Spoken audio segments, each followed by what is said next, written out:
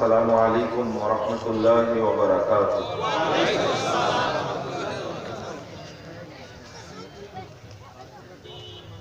إن الحمد لله نحمده ونستعينه، من يهده الله فلا مضل له ومن يضلل فلا هادي له،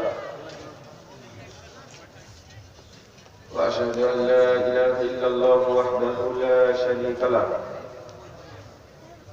وأشهد أن محمدا عبده ورسوله. أما بعد فأعوذ بالله من الشيطان الرجيم. قل هل ننبئكم بالأخسرين أعمالا الذين ضل سعيهم في الحياة الدنيا وهم يحسبون أنهم يحسنون صنعا. أولئك الذين كفروا بآيات ربهم ولقائه فحبطت أعمالهم فلا نقيم لهم القيامة وزنا.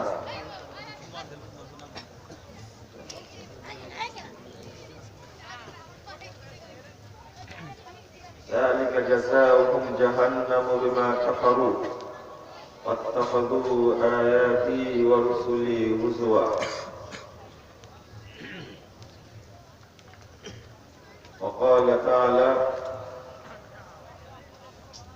فمن كان يرجو لقاء ربه فليعمل عملا صالحا ولا يشرك بعبادة ربه أحدا. عائشة رضي الله تعالى عنها قالت: قال رسول الله صلى الله عليه وسلم: من عمل عملا ليس عليه أمرنا فهو رد. رواه مسلم.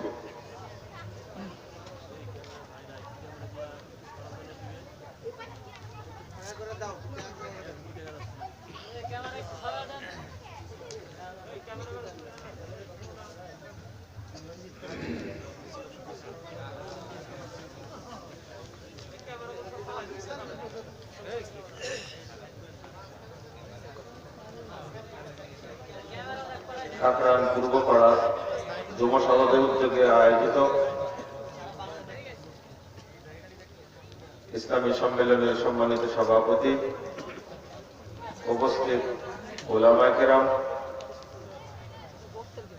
অতিথিবৃন্দ, সুধী মণ্ডলী, সামনে উপবিষ্ট শ্রদ্ধেয় মুসলিম ভাতৃমণ্ডলী, আমার প্রাণ প্রিয় ছাত্র যুবক ভাইরা, পর্দার আড়ালের মা ও বোনেরা, সকলকে আন্তরিক অভিনন্দন জানাচ্ছি এবং আল্লাহর কাছে দোয়া করছি আল্লাহ যেন আমাদের এই মাহফিলকে কবুল করে নেন। যারা এই মাহফিলের আয়োজন করেছেন, সময়, শ্রম, অর্থ, মেধা, বুদ্ধি ব্যয় করেছেন এবং আপনারা যারা বিভিন্ন এলাকা থেকে এসে এই মাহফিলে শামিল হয়েছেন, আল্লাহ রাব্বুল আলামিন আমাদের আপনাদের সকলকে জান্নাতুল ফেরদাউসের মেহমান হিসেবে কবুল করেন।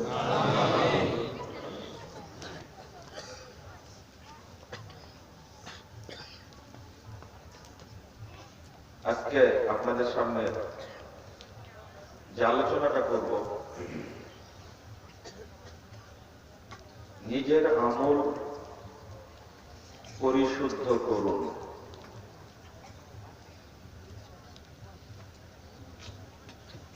আমরা যে আমলই করি না কেন, এই আমলটা করতে হবে শুদ্ধ। আজকের আলোচনার বিষয় এটা। আপনারা যারা রাস্তাঘাটে দোকানপাটে আছেন, তাদেরকে প্যান্ডেলে আসার জন্য বিনীত অনুরোধ জানাচ্ছি। আর দয়া করে কেউ দাঁড়িয়ে থাকবেন না, বসে আলোচনা শুনবেন, এটা একটা আদব। কতদিনে কোথায় যেন বললাম যেন আলোচনায়, মনে আছে? আর এই বাচ্চাগুলো একটু ওদেরকে ধরে নিয়ে এসে বসাতে হতো, না হলে একটু দূরে সরাতে হতো। এই ছেলেরা দেখো তো ওরা আরেকটা প্রোগ্রাম করছে ওই পাশে, ওদের একটু থামাতে হবে। যার আলোচনা আলহামদুলিল্লাহ বসে থেকে শুনছেন, তাদেরকে আলোচনার বোঝার সুযোগ দিতে হবে।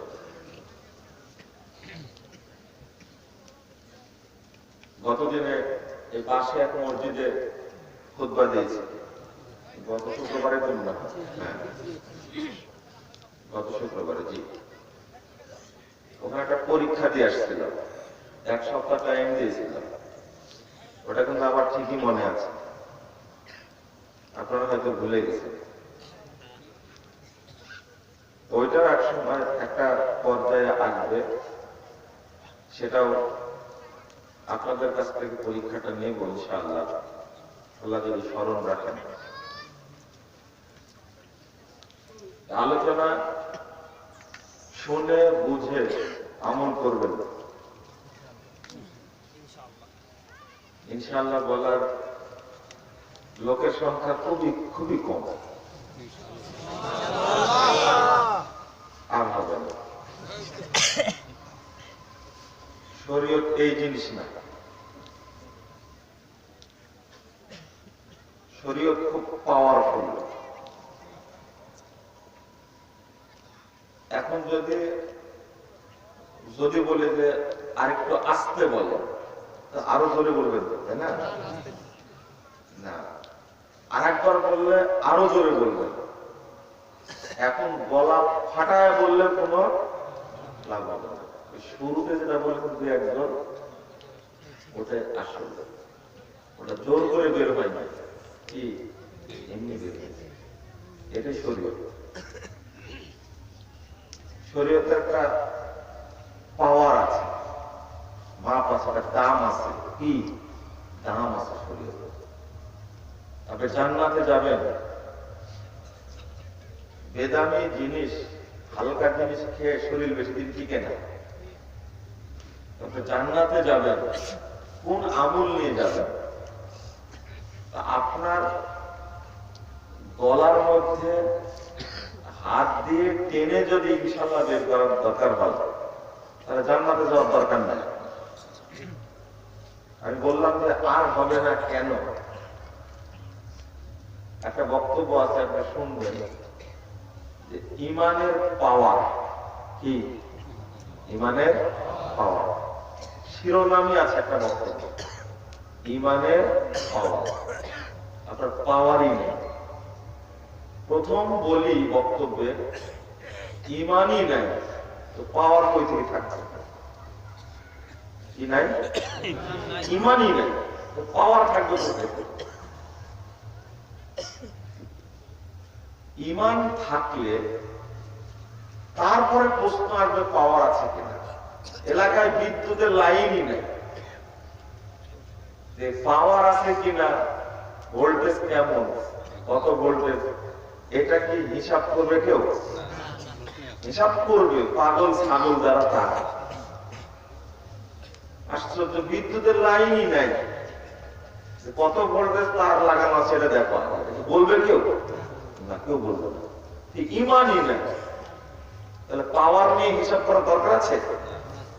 এর আরেকটা স্তর হলো স্বাদ। কি স্বাদ? স্বাদ পেয়েছেন কোনদিন ইমানের কেউ? পেয়েছেন? মাশাআল্লাহ, আলহামদুলিল্লাহ। তাও তো 2-1 জন বললেন যে পেয়েছেন স্বাদ, আলহামদুলিল্লাহ। এটা অন্তর থেকে আসা খুব কঠিন জিনিস।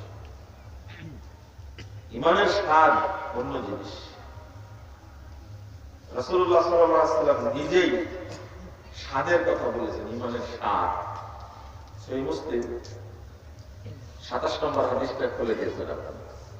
এটা বলে ইমানের 27 নম্বর হাদিসটা খুলে দেখবেন যে স্বাদ কি জিনিস ইমানের।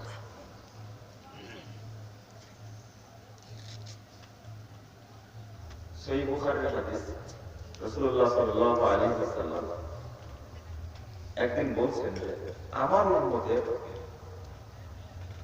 ইয়াদখুলুনাল জান্নাহ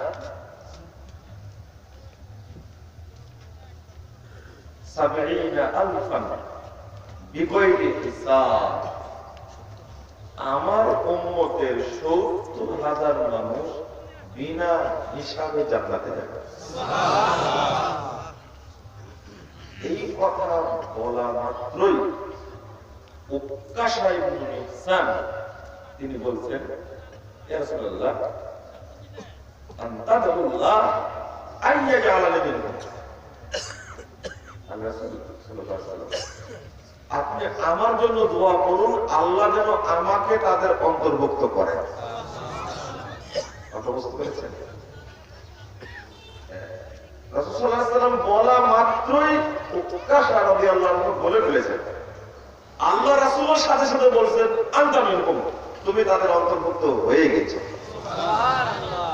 وقال الآخر تدعو الله لي أن يجعلني منهم। আরেকজন এবারে বলছে যে আল্লাহ আমার জন্য দোয়া করে, আল্লাহ যেন আমাকে তাদের অন্তর্ভুক্ত করে। তখন রাসূল সাল্লাল্লাহু আলাইহি ওয়াসাল্লাম বললেন, সাবাকাকা উক্কাশা, না আর হবে না, উক্কাশা চলে গেছে। কয় সেকেন্ড দেরি হয়েছে? কয় সেকেন্ড? 2-4 সেকেন্ড। এটা হলো পাওয়া। এটা কি? প্রথম ধাক্কায় শেষ। এবার বুঝতে পারছেন যে ইনশাআল্লাহ আমি যদি গলা থেকে বের করেও নিই আর ওই ফজিলত পাওয়া ইনশাআল্লাহ পাওয়া পৃথিবীর কেউ বুঝেনি। বুঝেছেন সুলাইমান আলাইহিস সালাম। কে? সুলাইমান আলাইহিস সালাম। তিনি বলছেন বুখারীতে আছে কোন জায়গাতে ৬০ জন স্ত্রী, কোন জায়গাতে ৯০ জন স্ত্রী। ইমাম ইবনে হাজার আসকালানী রাহিমাহুল্লাহ বলেন ৬০, ৭০, ৯০, ১০০ পর্যন্ত রিওয়ায়াত সহিহ আছে। তিনি বলেছিলেন এক রাত্রিতে ১০০ স্ত্রীর কাছে যাব আমি, ১০০ স্ত্রী সন্তান প্রসব করবে, আর এই সন্তান দিয়ে যুদ্ধ করব। কিন্তু ধরি বুখারীর রিওয়ায়াত বর্ণনা ৭০ এবং ৯০, এতগুলো স্ত্রী সবার সাথেই মিলন করেছেন, কিন্তু বাচ্চা হয়েছে মাত্র একটা, তাও কি প্রতিবন্ধী। কি কারণে? এবার পাওয়ার বুঝতে পেরেছেন? আমি যে বললাম বক্তব্য শুনবেন, বুঝবেন এবং আমল করবেন। এই কথা বলার পরে পাওয়ার নাই তো, এজন্য ইনশাআল্লাহ বলেছেন কয়েকজন মানুষ। এরপরে যখন বুঝায় বলেছি তখন সবাই বলছে ইনশাআল্লাহ, আর হবে না। আমি বুঝাতে পারলাম। এবার আরেকটা হাদিস, পাওয়ার, শরীয়তের পাওয়ার।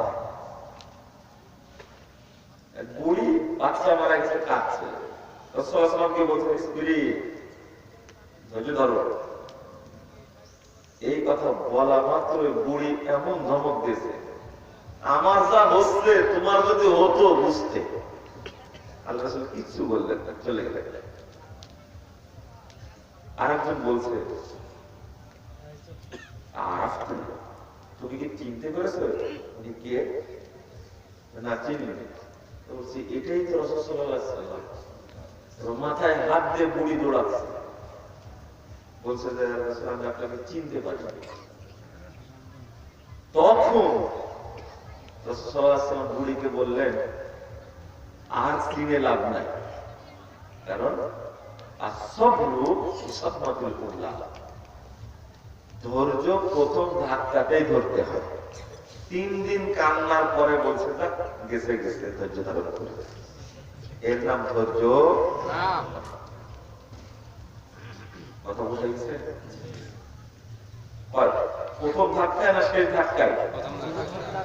কান্না কাটি বুক আছড়া তাছড়া এটা করার পরে বলছে যে দৌড়ায়া দৌড়ায়া দৌড়ায়া যখন চোরের সাথে পারলো না তখন সাপটা করে দিল। এরকম হয়ে গেল না? না, ধৈর্য প্রথম ধাক্কাতে ধরতে হবে। কথা বোঝা গেছে? সন্তান হারাইছে, এটা আল্লাহ নিয়ে গেছেন। বলেন দুইটা শব্দ, আলহামদুলিল্লাহ, ইন্না লিল্লাহি ওয়া ইন্না ইলাইহি রাজিউন। দুইটা ফজিলত।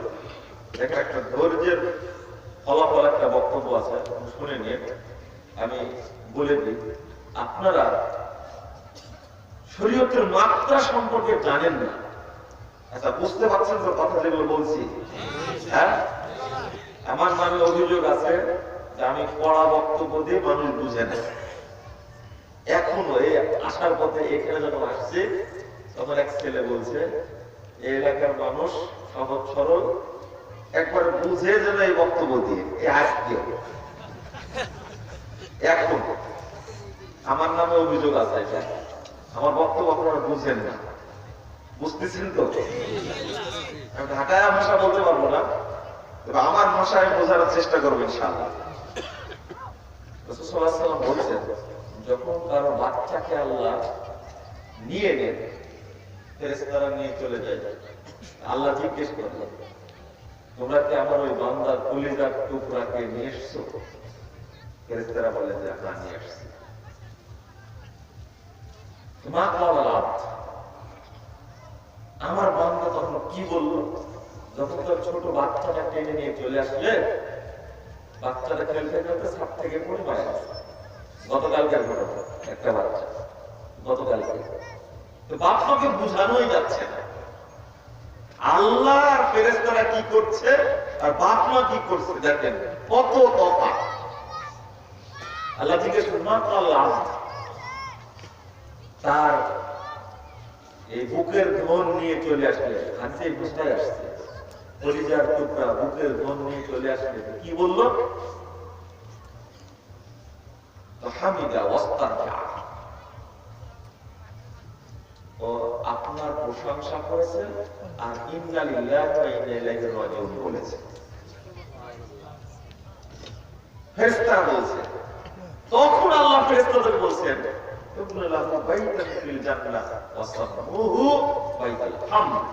তাহলে ওই বান্দার জন্য জান্নাতে একটা ঘর তৈরি করো তোমরা, আর ঘরটার নাম রাখো বাইতুল হামদ, প্রশংসা। আপনার আশা আসছে, আর ওইদিকে আল্লাহ ফেরেশতারা কি করছে? খেয়াল করছে বিষয়টা?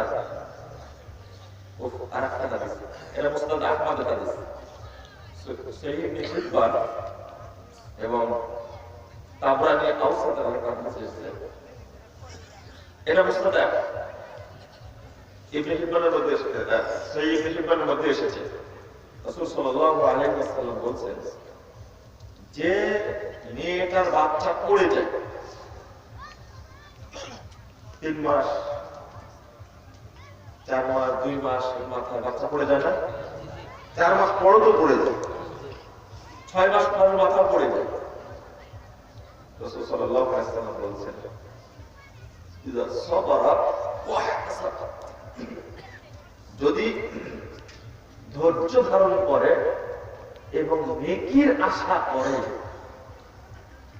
তো এই মায়ের উপরে যদি জান্নাত হারাম হয়ে যায়, জাহান্নাম যদি ওয়াজিব হয়েও যায়, এই বাচ্চাটা নাড়ি দিয়ে পেঁচিয়ে মাকে জান্নাতে নেবে। আল্লাহর ফয়সালা কোথায় আর আমাদের ফয়সালা কোথায়? কথা বোঝা গেছে? তাই বুড়িকে রাসূল সাল্লাল্লাহু আলাইহি ওয়াসাল্লাম বললেন কি, আর হবে না। কয় মিনিট তফাৎ হয়েছে এখানে বলেন তো দেখি? হ্যাঁ, আমি বুঝাতে চেয়েছি, ওই জায়গাতে আমি আছি, কিন্তু বক্তব্য শুরু করিনি এখন। পাওয়ার এমনি কবুল হয় না দোয়া। 40 বছর যাবত হাদিসটা শুনছেন, আজও আমল করেন, পরে বাকি 40 বছর যদি আমল করেন, ওই পাওয়ারটা পাবেন। সেই বুখারীর 1415 নম্বর হাদিস, ইবনে মাসউদ রাদিয়াল্লাহু আনহু বলছেন, ইদা নাযালাত আয়াতুস সাদাকা, পাওয়ার কত দেখেন, যখন সাদাকার আয়াত নাযিল হলো, কুননা মুহামিলু বিসসু, হাতে কোনো টাকা পয়সা কিচ্ছু নাই, আয়াত নাযিল হয়েছে, সাদকা দিতে হবে।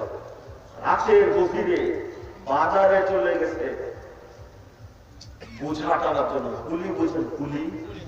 ইবনে মাসউদ রাদিয়াল্লাহু আনহু বলেছেন, এই বুখারী হাদিস, কুলিগিরি করার জন্য বাজারে চলে গেলাম।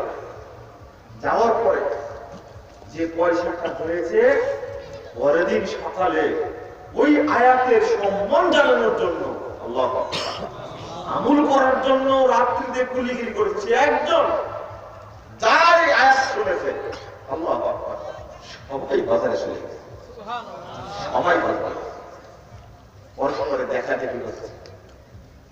কি ঈমান, কি ঈমান! আয়াত নাযিল হয়েছে, সবাই চলে গেছে।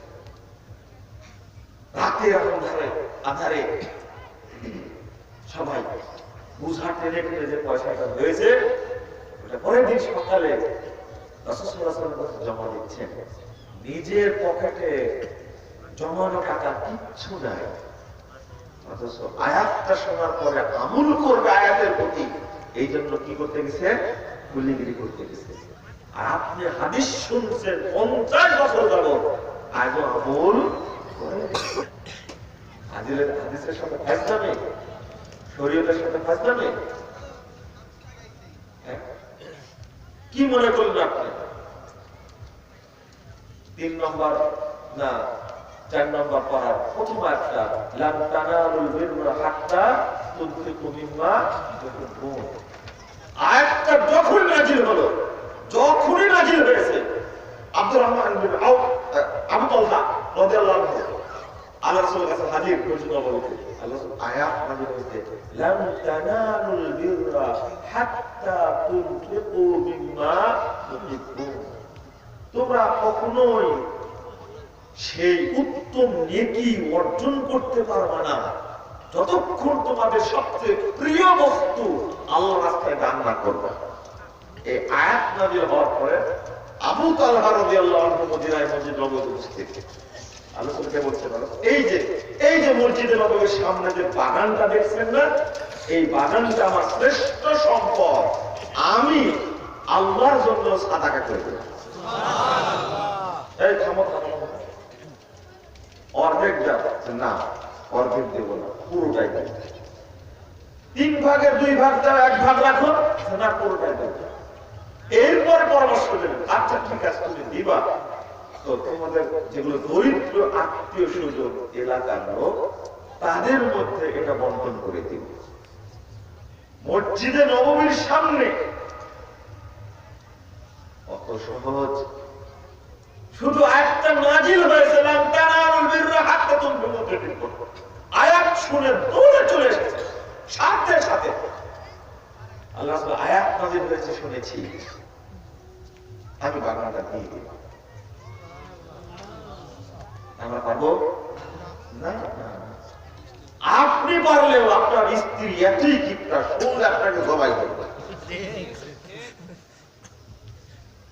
অত সহজ না।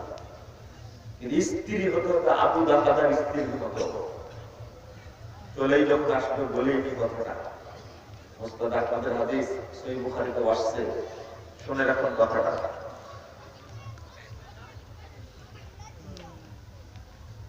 নগদ যেটা, সেটা আমরা পেতে চাই না, এত দেরি করলে হবে, বুঝতে পারেননি? শরীয়তের পাওয়ার বলছি আপনাকে, কি আবু তালহা জান্নাতি না? আব্দুর রহমান জান্নাতি না? কেন জান্নাতি হয়েছেন? সাহাবী তো আরো ছিলেন, সাহাবী কি আরো ছিলেন। সিদ্দিক একমাত্র কে? কেন? কেন? এক ধাক্কায় কঠিন পরীক্ষা, এটা কি সম্ভব? চিন্তা করা যায়, ভাবা যায়। মুস্তাদরাক হাকিমের হাদিস 4707 নম্বর হাদিস, রাসূল সাল্লাল্লাহু আলাইহি ওয়াসাল্লাম এটা কি পশ্চিম মনে হয় নাকি? এটা পশ্চিম, তাই না? রাসূল সাল্লাল্লাহু আলাইহি ওয়াসাল্লাম যখন এই মক্কা থেকে বাইতুল মাকদিস গেলেন, সেখানে প্রথম আসমান, দ্বিতীয় আসমান, জান্নাত জাহান্নাম দেখে আল্লাহর সাথে কথা বলে চলে আসলেন। ওই রাত্রি এসে বলছে যে আমি এগুলো দেখে আসলাম। এখন কাফের মুশরিক আর মুনাফিকরা বলছে এবার কাজ হয়েছে, এবার তোকে সাইজ করতে পারছি। এই কথা কেউ বিশ্বাস হবে না। তখন শোনার পরে এই কাফের মুশরিক মুনাফিকরা দৌড় দিয়ে চলে গেছে আবু বকর রাদিয়াল্লাহু আনহু বাড়িতে। আবু বকর রাদিয়াল্লাহু আনহু এই সংবাদ শুনেননি রাসূলের কাছ থেকে। কথা বুঝতে পেরেছেন? রাসূলের কাছ থেকে শুনেননি। এটা অবিশ্বাস্য। কোথায় মক্কা আর কোথায় বাইতুল মাকদিস? আল্লাহু আকবার। এখানে আর বাইতুল মাকদিস থেকে প্রথম আসমান, প্রথম আসমান থেকে দ্বিতীয় আসমান, এর এইভাবে সপ্তম আসমান পর্যন্ত, তারপরে আরো উপরে আল্লাহ রাব্বুল আলামিনের সাথে কথা বলে চলে আসলেন। জান্নাত জাহান্নাম দেখলেন। এত টাইম ওই রাত্রে ফিরে আসলেন। এই বিশ্বাস করা কি সহজ? সবাই ইসলাম কথা। আবু বকর ঘটনা ঘটে গেছে। কি ঘটনা? এই তখন বলছেন যে মান আখবারা, তোমাদেরকে এই খবরটা কে দিয়েছে? তখন বলছেন মুহাম্মদ দিয়েছে এই খবর। তখন আবু বকর রাদিয়াল্লাহু আনহু বলছেন ওয়া ইন কানা ক্বালা যালিকা মুহাম্মাদুন লাকাদ সাদাকা, যদি এই সংবাদ মুহাম্মদ দিয়ে থাকে তাহলে অবশ্যই তিনি সত্য কথা বলেছেন। সুবহানাল্লাহ। এক চমৎকার। আবু সাদ্দিকুহু আন্নাহু রাহাবা লাইলা ওয়া ইয়ারজু ক্বাবলা ইয়াসবাহ, তুমি কি বেকুব নাকি? তুমি বিশ্বাস করো যে এক রাতে বাইতুল মাকদিস গেছে, ওই রাতে ফেরত আসবে? বিশ্বাস করো? আবু বকর রাদিয়াল্লাহু আনহু আরো ঠান্ডা মাথায় বলছেন ওয়াইন কানা আ'জামুন বা'দ লা উসাদ্দিকুহু ইন্নাহু ইয়াতি খাবারুস সামাই গুদওয়াতান ওয়া রাওহাতান। বলো কি মুহাম্মদ সাল্লাল্লাহু আলাইহি ওয়াসাল্লাম যদি এর চেয়ে অনেক দূরবর্তী খবর দেয়, আমি আবু বকর সেটাকেও বিশ্বাস করি। সুবহানাল্লাহ। কারণ আল্লাহর পক্ষ থেকে তার কাছে সকাল সন্ধ্যায় ওহী নাযিল হয়। ফাসুমিয়া বিযালিকা আস-সিদ্দীক। এই বিশ্বাসটা করার নাম কি হলো? সিদ্দীক। সাহাবী তো আরো ছিলেন, তিনি শুধু সিদ্দীক কেন? এক ধাক্কায় বিশ্বাস। তিনি গবেষণা করেছেন। আচ্ছা ঠিক আছে, খালি জিজ্ঞেস করলেন মান আখবার, তোমাদের সংবাদটা কে দিয়েছে? আল্লাহ। শুধু এক কথা। তাহলে সংবাদটা কোন মুসলিমের কাছ থেকে শুনেননি। কার কাছ থেকে শুনেছেন? কাফের মুশরিকদের কাছ থেকে শুনেছেন। শুধু জিজ্ঞেস করলেন মান আখবার, তোমাদের বললো কে? তো মুহাম্মদ বলেছে। সাথে সাথে কোনো চিন্তা নাই, যাচাই নাই, বাছাই নাই, হিসাব নাই, বিকাশ নাই। এই কাটা কলা তালিকা মুহাম্মদ মুহাম্মদ বলে থাকে, অবশ্যই সত্য বলেছে। আপনারা যদি হতেন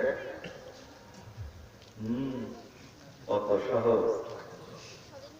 তাই বিড়ি করতে বলি, তোরা বিড়ি ছাড়বি এত সহজে? কত হাদিস বললাম, এরপরে তুই ছাড়িস না। কিন্তু সাহাবীদের ঈমান কেমন ছিল? 5117 নম্বর হাদিস সহিহ মুসলিমের মধ্যে এসেছে। খাইবারের যুদ্ধে অনেকদিন যুদ্ধ করার পরে জয়লাভ করেছে। কি করেছে? জয়লাভ করেছে। জয়লাভ করে আল্লাহু আকবার আনন্দে অনেকগুলো গাধা গনিমত পেয়েছে। কি গাধা? গাধা গনিমত পেয়েছে। আমি খাইবার দেখতে গিয়ে আলহামদুলিল্লাহ দুইটা আশা করেছিলাম, দুইটা আশা আল্লাহ আমার পূরণ করেছে। খুব আশ্চর্য লাগে। এই গাধার গল্প কতই না হাদিসে পড়লাম। খাইবার যদি দেখতে গেছি, আল্লাহ রহমতে ওই খাইবারের মাঠে 4 গাধার সাথে সাক্ষাৎ আছে। 4 গাধার সাথে এই জায়গাতে গাধা পাওয়া গেল। সেই বলছি 1450 বছর পূর্বের কথা। আজকে খাইবার দেখতে এসে গাধা পেয়ে গেলাম এখানে। সেই গাধার গল্প সহিহ মুসলিমের হাদিস বুখারীতে এসেছে। ঠিক সহিহ বুখারী পড়াতে গিয়ে বলছিলাম যে তোমাদের বুঝাতে পারবো না, 2011 সালে আমি বুঝাতে পারবো না তোমাদেরকে। ওই টাইমে গাড়ি সৌরের উপরে যেখানে আবু বকর ওমর রাসূল সাল্লাল্লাহু আলাইহি ওয়াসাল্লাম আবু বকর রাদিয়াল্লাহু আনহু লুকিয়েছিলেন, ওই জায়গাতে পাহাড়ের চূড়ায় রাখাল কেমনে বকরি নিয়ে গেল, এরা বোঝাতে পারবো না তুমি ঈমান আনলাম। আমি কখনো মক্কা মদিনায় যাইনি। 13 সালে হজ করতে গিয়ে আমার এক দিনী ভাই নরসিংদী বাড়ি জেদ্দায় থাকে, মনির ভাই, তিনি নিয়ে গেলেন আমাকে, চলেন গারে সৌরটা দেখা আসে। দেখতে যে দাঁড়ায় আছি ওই যে পাহাড়ের উপরে এই সাদা আর কালো ছাগল চলছে। আমি বলছি ওখানে ছাগল গেল কি করে? চলে গেছে, যে এত দূরে গেছে। তখন আলহামদুলিল্লাহ পড়েছে, আল্লাহ আমার মনে যে একটা মানে কি ছিল, ঘাটতি ছিল, যে ওই টাইমে এই পাহাড়ের উপরে কেমনে ছাগল গেল। হাদিসটা শুনেন না, রাসূল সাল্লাল্লাহু আলাইহি ওয়াসাল্লামকে রেখে আবু বকর বাইরে আসলেন, ক্ষুধা লেগেছে, দেখলে একটা ছাগলকে, তোমার ছাগলের দুধ আছে? না, দুধ আছে। তো ওলানটা তুমি পরিষ্কার করো, কিন্তু দুধ নেই, হ্যাঁ তুমি যাও।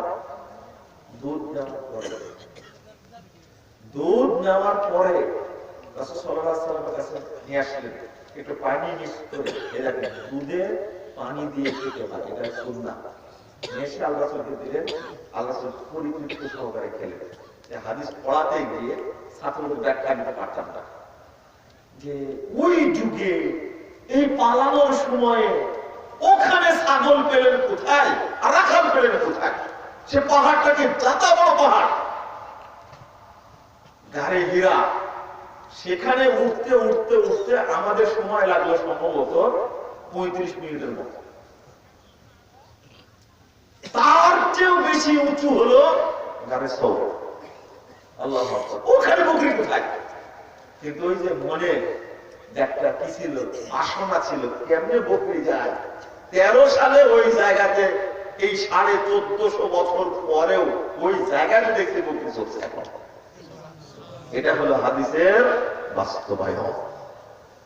আমার অন্তরটা ভরে গেছে দুইটা জিনিস দেখে, আলহামদুলিল্লাহ। এই জন্য শুকরিয়া আদায় করি আল্লাহ, এই যে হাদিসের বাস্তবতা কিয়ামত পর্যন্ত এইভাবেই থাকবে, এইভাবেই থাকবে, এটাই হলো দলিল। তো যেটা বলছিলাম, রাসূল সাল্লাল্লাহু আলাইহি ওয়াসাল্লাম ঘোষণা দিলেন, আনন্দে সবাই গাধা জবাই করে রান্না করে খাওয়া শুরু করবে।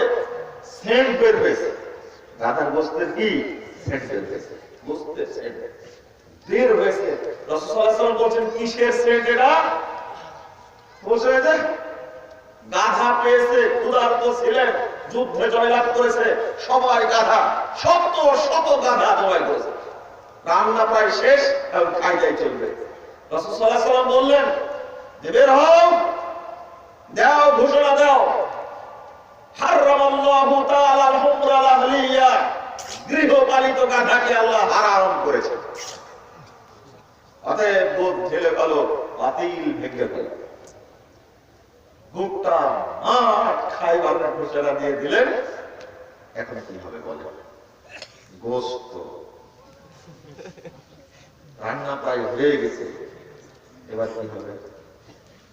আল্লাহু আকবার। এক ঘোষণাতে একজন সাহাবী এক পিস গোশত মুখে দিয়ে সব ফেলে দিয়েছে। এইটা হলো ঈমান। আপনি পারবেন? 70 বছর যাবত বক্তব্য শুনছেন বিড়ি হারাম, তাও এখনো মারেন আপনি আর গোশত ছাড়বেন আপনি? অত সহজ? ওই ঈমান আপনার মধ্যে আছে? বিড়ি 2 টাকা দামের জিনিস ছাড়তে পারে না, খেয়ে শুষে শুষে পাছাটা ফেলে দেন, যেটা পাছা খাওয়া যায় না, এই জিনিস ছাড়তে পারেন না, আর গোশত ছাড়বেন আপনি? সেই মুমিন আপনি? কত এত জঘন্য পরিমাণ এই বিড়ি, তামাক, জর্দা, গুড়, আলাপাতা, হুজুরের বদ বলে আপনি কি জানেন, আপনি আমাকে আপনি কি জানেন ফুলের বিরুদ্ধে জর্দার বিরুদ্ধে কথা বলে, আপনি কি জানেন ফজিলত জানেন? ফজিলত কি? ফুল মুখে দিয়ে যদি কেরাত শুরু করি তাহলে কেরাত মধুর মতো হয়। আরে দেখুন তোর মধুর মতো হয়, আপনি তো ওযুই নেই। ফুল মুখে দিলে ওযু থাকবে? হুজুর কত বদ চিন্তা করেছেন আপনি। হ্যাঁ, এই ফুলকে হালাল করার জন্য কত যুক্তি দিচ্ছে। ফুল মুখে দিয়ে কেরাত শুরু করলে সালাতে একবার মধুর কণ্ঠে তেলাওয়াত করা যায়। বদাম তো ওযুই নেই রে, তেলাওয়াত সুন্দর করে করবে কি? আর বিড়ি খোররা তো এরকম খারাপ। চিন্তা করেন, আমাদের যুগে ঘটনা ঘটলে আমরা একটা কাজ করতাম। কি কাজ করতাম বলেন তো? আবু বকর রাদিয়াল্লাহু আনহুকে সভাপতি করে 5 সদস্যের একটা টিম গঠন করতাম। গঠন করে আল্লাহ রাসূলকে পাঠাতাম যে আপনি যা বলেন অন্তত আজকে রাতটা খাওয়ার ব্যবস্থা করব, পরে আর খাবো না। এই কাজ করতাম না? শয়তান তো বসে আছে ব্রেনের মধ্যে, এই বুদ্ধি শয়তান দিয়ে দিচ্ছে। এটা না করলে অন্তত অসন্তুষ্ট বলতে ক্লান্ত অবস্থায় দীর্ঘদিন যুদ্ধ করেছে, যুদ্ধে জয়লাভ করেছে, গাধা রান্না হয়ে গেছে, এখন খাবো, অন্তত ক্ষোভ নিয়ে বলতাম আচ্ছা ঘোষণা হারাম হয়েছে, ঘোষণাটা কালকে সকালে দিতে হতো, অন্তত এটা বলতাম, তাই না? না, সব সাহাবী জান্নাত, সব সাহাবী জান্নাত। আল্লাহু আকবার। হাজরাই মনে করেন, তাই না? ডুগডুগি বাজাও বেটা, আর বলে আবু বকরের ঈমান আর আমার ঈমান একই সমান। তুমি হলো শয়তান আর আবু বকর রাদিয়াল্লাহু আনহু হলো একজন শ্রেষ্ঠ মানুষ। আল্লাহু আকবার। তোমার মধ্যে আর আবু বকরের মধ্যে পার্থক্য কত? তুমি পীরের দরগায় বসে বসে ডুগডুগি বাজাও, যেমনি নাচাও তেমনি নাচি, পুতুলের কি দোষ?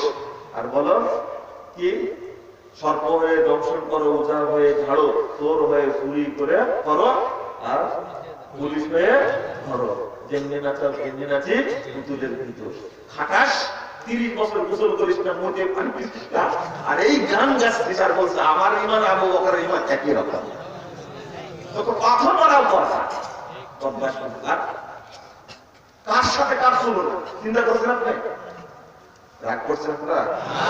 এবার বুঝতেছেন তো বক্তব্য? অভিযোগ দিবেন না তো? আমি বুঝাচ্ছি ওই জায়গাতে আছি, আমার রাগটা এই জায়গায় যে এতদিন যাবত হাদিস শুনছেন, আমল করেন না কেন? আমল করতে হবে কিভাবে? শুধু কয়েকটা বললাম, আমি যদি বলতে থাকি বক্তব্য আরো 3 ঘন্টা চলবে ইনশাআল্লাহ, কিন্তু এই সমস্ত পয়েন্ট শেষ হবে না। শরীয়ত এমন টাকা যেটা নাজিল হয়ে গেছে যখন সাথে সাথে আরে বিদ্যুতের কত পাওয়ার, আপনার ঈমানের পাওয়ার থাকতে হবে। হাদিস শুনে না বক্তব্য আজকে হচ্ছে না। ইমাম আহমদ বিন হাম্বল রাহিমাহুল্লাহ যেদিন হাদিসটা শুনেছেন, হিজামা করাটা সর্বশ্রেষ্ঠ চিকিৎসা। কি হিজামা? হিজামা বোঝেন তো? এখন করছে না, দেখছেন তো? এই যে রক্ত বের করে ফেলে যায়, আগে বেদেরা করতো, এখন তো ডাক্তাররা করছে আলহামদুলিল্লাহ। এটা হলো চিকিৎসা জগতের সর্বশ্রেষ্ঠ চিকিৎসা। এবং রাসূল সাল্লাল্লাহু আলাইহি সাল্লামকে মেরাজের রাত্রিতে জিবরিল আমিন এটা মনে করে দিচ্ছেন, আপনি আপনার উম্মতকে বলবেন শ্রেষ্ঠ চিকিৎসা হলো হিজামা। যেদিন পড়লেন হাদিস ইমাম আহমদ বিন হাম্বল ওই দিনই এই সিঙ্গা লাগায় যারা তাদেরকে ডেকে রাসূলের সুন্নাহ আমল করার জন্য ওই দিনই হিজামা লাগাইছে। আমরা পারিনি, আমরা পারিনি সুন্নাহটা আমল করি, এটা আমরা পারিনি। আশ্চর্য। কই হাদিস তো পড়ছে, হিজামা হাদিস পড়াইনি? পড়াইছি। আমি হাদিসে এই হিজামা করালাম, আমার ঈমান দেখেন কত পাকা ঈমান। কতদিন থেকে হাদিস পড়াচ্ছি, হিজামা করলাম না কতটা, কথা বুঝেননি? আমার ঈমান দেখেন কত পাকা, চিন্তা করতে পারছেন? এতদিন থেকে হাদিস পড়াচ্ছি, তবে আমার এই জিনিসটা গুরুত্বটা হাদিস হাদিসের প্রতি আমল করার গুরুত্ব আল্লাহু আকবার। যেমন ছিল সাহাবীদের, তেমনি ছিল তাবেঈদের, তেমনি ছিল তাবেঈদের, তেমনি ছিল মুহাদ্দিস ওলামায়ে কেরামের। কিন্তু আমাদের মধ্যে ওই আগ্রহ নাই। ইমাম বুখারী রাহিমাহুল্লাহ যে হাদিস পেয়েছেন, এখানে রাসূল সাল্লাল্লাহু আলাইহি ওয়াসাল্লাম বসেছিলেন, ওই জায়গায় বসেছিলেন। রাসূল সাল্লাল্লাহু আলাইহি ওয়াসাল্লাম এই জায়গায় দাঁড়িয়েছিলেন, ওই জায়গায় দাঁড়িয়েছিলেন। রাসূল সাল্লাল্লাহু আলাইহি ওয়াসাল্লাম জায়গায় ঘুমিয়েছিলেন, ইমাম বুখারী ওই জায়গায় ঘুমাইছেন। হাদিসের আমল দেখেন, এটা হলো একজন মুহাদ্দিসের কথা বলবো। আর ইবনে উমর, যার গল্প মুকাররম চলে গেল, আমি ওই দিকে যাবো না, আল্লাহ যেন আমাকে মাফ করে। আমি এক বক্তব্য থেকে গিয়ে আরেক বক্তব্য চলে গেছি। আরে হাদিস নাকচ যেটা, সেইটা আমল করার জন্য সাহাবায়েরা পাগল। কেমনে? ওমর রাদিয়াল্লাহু 210 পৃষ্ঠা হাদিস সহিহ মুসলিম, এটা একটা হাস্যকর বিষয়, হাস্যকর না, শিক্ষণীয় বিষয়, আশ্চর্য একটা বিষয়। ওমর রাদিয়াল্লাহু আনহু বললেন, আবু মুসা আমার সাথে দেখা করে দেন। তো বাড়িতে গেছেন, 3 বার সালাম দিয়েছেন, উত্তর পাইনি, ফেরত চলে এসেছেন। বুঝছেন কথা কি? ফেরত চলে এসেছেন। এই যে ফেরত চলে আসলেন, আল্লাহ রাসূল বলেছেন 3 বার সালাম দিবা, উত্তর না পেলে ফেরত আসবা। এই যে উত্তর পাইনি, যে ফেরত আসছেন আবু মুসা রাদিয়াল্লাহু আনহু, এই যে সুন্নাতটা আমল করতে পেরে এতই খুশি যে বহুদিন থেকে যার বাড়িতে যায় তাকেই পায়, ফিরে আসার সুন্নাত আমল কোনদিন হয়নি। আজকে আমি এই সুন্নাত আমল করতে পেরেছি। বুঝেননি কথাটা? বুঝেছেন কথাটা? মানে সুন্নাত, এটাও তো সুন্নাত, ফিরে আসাটা কি সুন্নাত, কিন্তু এটা কোনো আমল করতে পারেননি। আবু মুসা রাদিয়াল্লাহু আনহু খুশিতে একবারে বাদ, আজকে আমল হয়েছে। ফিরে এসে দেখা করতে, ফিরে এসে আনন্দিত, কারণ হাদিসটা কি আমল হয়েছে। খেয়াল করেছেন আপনারা? ওমর রাদিয়াল্লাহু ডেকে পাঠাইছেন, তোমাকে বলেছিলাম আসতে, তিনি গর্বের সাথে হাদিসটা বলছেন। রাসূল সাল্লাল্লাহু আলাইহি ওয়াসাল্লাম বলেছেন 3 বার সালাম দিতে হবে, উত্তর না পেলে ফেরত আসতে হবে। আমি সালাম দিয়েছি, উত্তর পাইনি, ফেরত চলে গেছি, হাদিসের উপর আমল হয়ে গেছে। এবার ওমর রাদিয়াল্লাহু আনহু বলছেন, আকিম আলাইহি বাইয়িনা আওয়ালাউ দিয়ানা দাহরাকা, দলিল দাও, তাহলে পিটায় মত মেরে ফেলবে। উল্টা খুশিতে বাগবাগ, হাদিস আমল হয়েছে। হাদিস আমল করতে পেরে সাহাবীরা কত আনন্দিত হতেন, কথা বুঝতে পেরেছেন? আমরা হাদিস পড়াচ্ছি, পড়ছি, শুনছি 70 বছর যাবত, কোথায় ঘোড়ার ডিম আছে? ঘোড়ার ডিম ওই ঈমানও ওইরকম, খালি বলেন কিন্তু হ্যাঁ। ওই পরীক্ষা এবার চলে আসলো। হাদিস কোথায় যাবেন আপনি? মুসানদ সাহেবের হাদিস শুরুতে এসেছে 40 নম্বর হাদিস, ইয়াতি আলান নাসে জামান, মানুষের উপর একটা যুগ আসবে, ইয়াসতামিউনা ওয়া ইউসাল্লুনা ফিল মাসাজিদ, ওই যুগে মানুষ মসজিদে জমা হবে, সালাত আদায় করবে, ইলাল মাসাজিদ, সব মসজিদে মুসল্লিদের ভর্তি থাকবে, লাইসা ফীহিম মুমিন, কিন্তু ওর মধ্যে একজন মুমিন থাকবে না। পরীক্ষা দিয়েছে গত সপ্তাহে, এবার উত্তর দেন। কে কে বিশ্লেষণ করেছেন? আমার মধ্যে ঈমান আছে, কে কে বিশ্লেষণ করেছেন? সাহাবীরাই সন্দেহ করতেন আমি মুমিন কিনা, আর আপনি তো বলছেন মুমিন তো ওসি, জান্নাত সার্টিফিকেট পেয়ে গেছি, মানে পীর সাহেব শয়তান সার্টিফিকেট দিয়ে দিয়েছে, জাহাজ নিয়ে থাকবো, জাহাজে চলবে, জান্নাতে চলে যাবে। শয়তান কথা লাগে। নবী রাসূল, নবী রাসূল তারাই টেনশন থাকবে কিয়ামতের মাঠে, আর শয়তান 50 বছর গোসল করেনি, পেশাব করে পানি কাটা, পায়খানা করে পানি কাটা, ওই শয়তান বলে যে আমার যারা মুমিন হবে সবাই জান্নাতে যাবে। ঈমান কই? এই হাদিসটা পরীক্ষা, জটিল সমীকরণ, জটিল পরীক্ষা, আপনাকে ভাবতে হবে। আশ্চর্য, এত বড় কথা।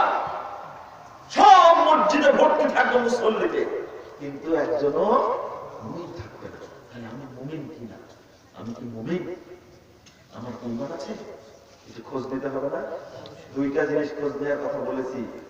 একটা হলো ঈমান ঠিক আছে কিনা, 2 নম্বর হলো সালাত ঠিক আছে কিনা। আপনি ভাববেন ওই যুগটাই চলছে এখন। কোন ঈমানদার হাদিসের সাথে মুনাফিকি করলে ঈমান থাকে না? সত্য মুনাফিক। মুসলিম কোথায়? এবারে টাটকা নবো তাজা মুনাফিক ঘুরে বেড়াচ্ছে সব। বেটার মুখে লা ইলাহা ইল্লাল্লাহ বলে, মাজারে দান করে, মসজিদে দান করে, কি মুনাফিক না? হ্যাঁ, আরে দান হবে একমাত্র আল্লাহর রাস্তায়। তুমি মাজারেও দিচ্ছ, মাজারে সেজদা করছো, মসজিদে সেজদা করছো, তুমি তো টাটকা মুনাফিক একবারে, তাজা মুনাফিক একবারে। আর বলছে আমরা 92% মুসলমান বাংলাদেশে, আমি তো পাই না। তুমি মক্কাতে যাও, মন্দিরে যাও, তোমার কি ঈমান আছে? ঈদুল ফিতরের শুভেচ্ছা জানাও, দুর্গা পূজাতে শুভেচ্ছা জানাও, কি এগুলো বলাটা অন্যায়? আরে ঈমান রক্ষার স্বার্থে বলাটা ফরজ। আপনি কোথায় যাবেন? মুমিন কই? এমনি বলেছেন, কিন্তু ঠিকই দাঁড়িয়ে আছে, ঠিকই মাথায় টুপি আছে, ঠিকই জুব্বা আছে, মসজিদেও আসে, নামাজও 5 ওয়াক্ত পড়ে। দুনিয়ার খাটায় দুর্নীতি করতে করতে করতে, হারাম খেতে খেতে খেতে ওর শরীর পচতে নষ্ট হয়ে গেছে। হাজার হাজার কোটি টাকা দুর্নীতি করেছে, এফডিআর করে রাখছে, হাজার হাজার কোটি টাকা। ও টাকা রাখার জায়গা নেই, তাই এফডিআর করে, তাই না? বুঝেননি কথা? টাকা রাখার জায়গা নেই, তাই শেয়ার বাজারে খাটায়, তাই না? কিন্তু এই বদমাস পুলিশ জাকাত দেয় না। হারাম তো খাই খাই, এফডিআর করে রাখছি, এটা আবার কিসের জাকাত? ডিপিএস করে রাখছি, এটা আবার কিসের জাকাত? সঞ্চয়পত্র করে রাখছি, এটা আবার কিসের জাকাত? আকাশ কোথাকার জাকাত মানে তুই সব জানিস না, জানিস না কেন? পয়সার জাকাত দিতেই হবে। তোমার মাথায় টুপি যতই লম্বা হোক, চেহারা যত টসটসে সুন্দর হোক না কেন, তুমি জাকাত তো অস্বীকার করো, জাকাতের মাসালা জানো না। আবার বলে এতই বদের ঘর, বলে যে 9 কোটি টাকা আমার ব্যাংকে আছে, 20 কোটি টাকা ঋণ আছে, আমার উপরে জাকাত খরচ হয়নি। একে মুখর মারার দরকার না। জি বলছেন কেন, এটা আপনারা জানেন না? জানি না আপনারা এটা? মুমিন কই? তো ফকিরকে ফাঁকি দিয়ে আসতো 30 বছর যাবো, 30 বছর ধরে ব্যবসা করো। তোমার একটা অজুহাত হলো আমার 9 কোটি টাকা ব্যাংকে আছে, 30 কোটি টাকা আমার কি আছে, ঋণ আছে, আমার কোনো জাকাত খরচ হয়নি। খুব ঋণের সাথে জাকাতের কোনো সম্পর্ক নাই। হ্যাঁ, তোমার ঋণ পরিশোধ করো, 9 কোটি টাকা পরিশোধ করো, তোমার উপর ঋণ বাকিটা থাক। আরো কত কোটি? 11 কোটি টাকা তোমার উপরে ঋণ থাক, তখন বলো তোর ঋণ নাই। নিজেই বলছে আমার তো টাকা আছে 9 কোটি টাকা, 20 কোটি টাকা ঋণ আছে, আমার তো জাকাত খরচ হয় না। জাকাতের সাথে ঋণের সম্পর্ক নেই। ঋণ চলমান জিনিস। তুমি 80 বছর ব্যবসা করলে তোমার ঋণ এরকমই থাকবে, তুমি জানলে না কেন এটা? ও, জাপান থেকে মাল আসলে কত টাকা লাভ হবে, চীন থেকে আসলে কত টাকা লাভ হবে, দুবাই থেকে আসলে, জার্মানি থেকে আসলে কত টাকা লাভ হবে, শয়তান তুমি সবই জানো। জাকাতের হিসাব কষার ব্যাপারে তুমি বলো যে আমি জানি না, এটা আল্লাহ মনে হয় জানি না, তাই না? বাটপারি বাদ দাও। হাজার হাজার কোটি টাকার মালিক হয়েছে না, কি হয়েছে? শরীয়ত জানো না কেন তুমি? ভুল ধরলেই বলবে ইমামের উপরে দিয়ে ঘর বিসমিল্লাহ আল্লাহু আকবার, কবরে যা মুনকার নাকির বসে আছে, কি করে সাইজ করতে করবে? তোর ইমাম হুজুর, পীর হুজুর, দরবেশ হুজুর, বুজুর্গ হুজুর, তো কেউ ঠেকাবে না, কেউ ফোনও দিবে না। দিবে? ওর কবরে কেউ যাবে? একাই যাবে। তুমি সব হিসাব জানো, তুমি শুদ্ধ করো নি কেন আমুলটা? বাংলাদেশের মাত্র কয়েকটা কোম্পানি যদি জাকাত দিত, বাংলাদেশে কোনো দরিদ্র মানুষ থাকতো না। সবগুলো চোর। এক চোরকে ধরা হলো, ওর চোরের এফডিআর পেল 300 কোটি টাকার এফডিআর করা। কত বড় চোর বলে, কত বড় চোর! চিন্তা করতে ভাবা যায়। ও জাকাত দিতে জীবনে করে দিন গত রমাদান এটা একবার ব্রাশ ফায়ারের মতন বিস্ফোরণ হয়ে গেছে। আমাকে কিছু কিছু লোক ফোন দিয়ে বলছে, বললেন কি আপনার যার শরীয়ত তাই বলছে, যে কথাটা কেউ বলেনি কোনোদিন। বলেছে অনেকে, শুনেননি আপনি, হয়তো আমি চামড়া তোলা বলেছি তাই কানে ধরেছে, অন্যরা বলেছে চামড়া তোলার করে বলেনি। আমি একটু উত্তম মাধ্যম দুই পায়ে জানুয়ার এগুলো করে বলেছিলাম, এই জন্য হয়তো আপনার কানে লাগছে, এই জন্য আমাকে ফোন দিয়েছেন। আপনার আগে শুনেছেন কথাটা, আপনি শুনেননি। বিগত 30 বছর জাকাত দেননি, 3 বছর জাকাতের হিসাব করে জাকাত আগে দেন, ব্যবসাটা বন্ধ হয়ে যাবে। ভোট বন্ধ, আল্লাহকে ফাঁকি দিলেন কেন? 30 বছরের জাকাত দিতে হবে, অত সহজ না। ব্যবসা করছো আল্লাহর নিয়ামত, দরিদ্র না খেয়ে পড়ছে, তুমি জাকাত দিবে না মানে? এই মাল তো তোমার না, জাকাত কার হক? গরিবের হক, মিসকিনের হক। তুমি রাখবা কেন? যত মিসকিন বাংলাদেশে আছে, যত দরিদ্র বাংলাদেশে আছে, যত এতিম আছে, এই খাটাসগুলোর বিরুদ্ধে কাল কিয়ামত সবাই দাঁড়িয়ে যাবে, আমাদের সম্পদ ভক্ষণ করেছে। উপায় থাকবে? উপায় থাকবে না। তাহলে যাকাত দিতে হবে, এই আমলটাই এখনো পরিশুদ্ধ করিনি। আজকের বক্তব্য বিষয় কি ছিল? এটা একটা বললাম, রাগ করলেন? শেষ করে দেখুন, অনেক দূর আগাইছি, এখানে আসলে এবার একটু বলে দিই। আল্লাহ রাব্বুল আলামিন বলছেন, কেউ উঠবেন না, দয়া করে বক্তব্য শেষ করে দেব, কেউ উঠবেন না, একটু শুনেন কেন আলোচনায় আসছে এই জায়গায়। আপনি তো আমল করেন, কিন্তু আমলটা কি শুদ্ধ হয়? এইটা হলো আমার বক্তব্য। আমলটা হলো সৎ, বিশুদ্ধ। আল্লাহ রাব্বুল আলামিন বলছেন, উল্টাটা বলে তারপর সোজাটা বলে, আমিলাতুন নাসিবা তাসলা নারান হামিয়া। সূরা গাশিয়া 3-4 নম্বর আয়াত।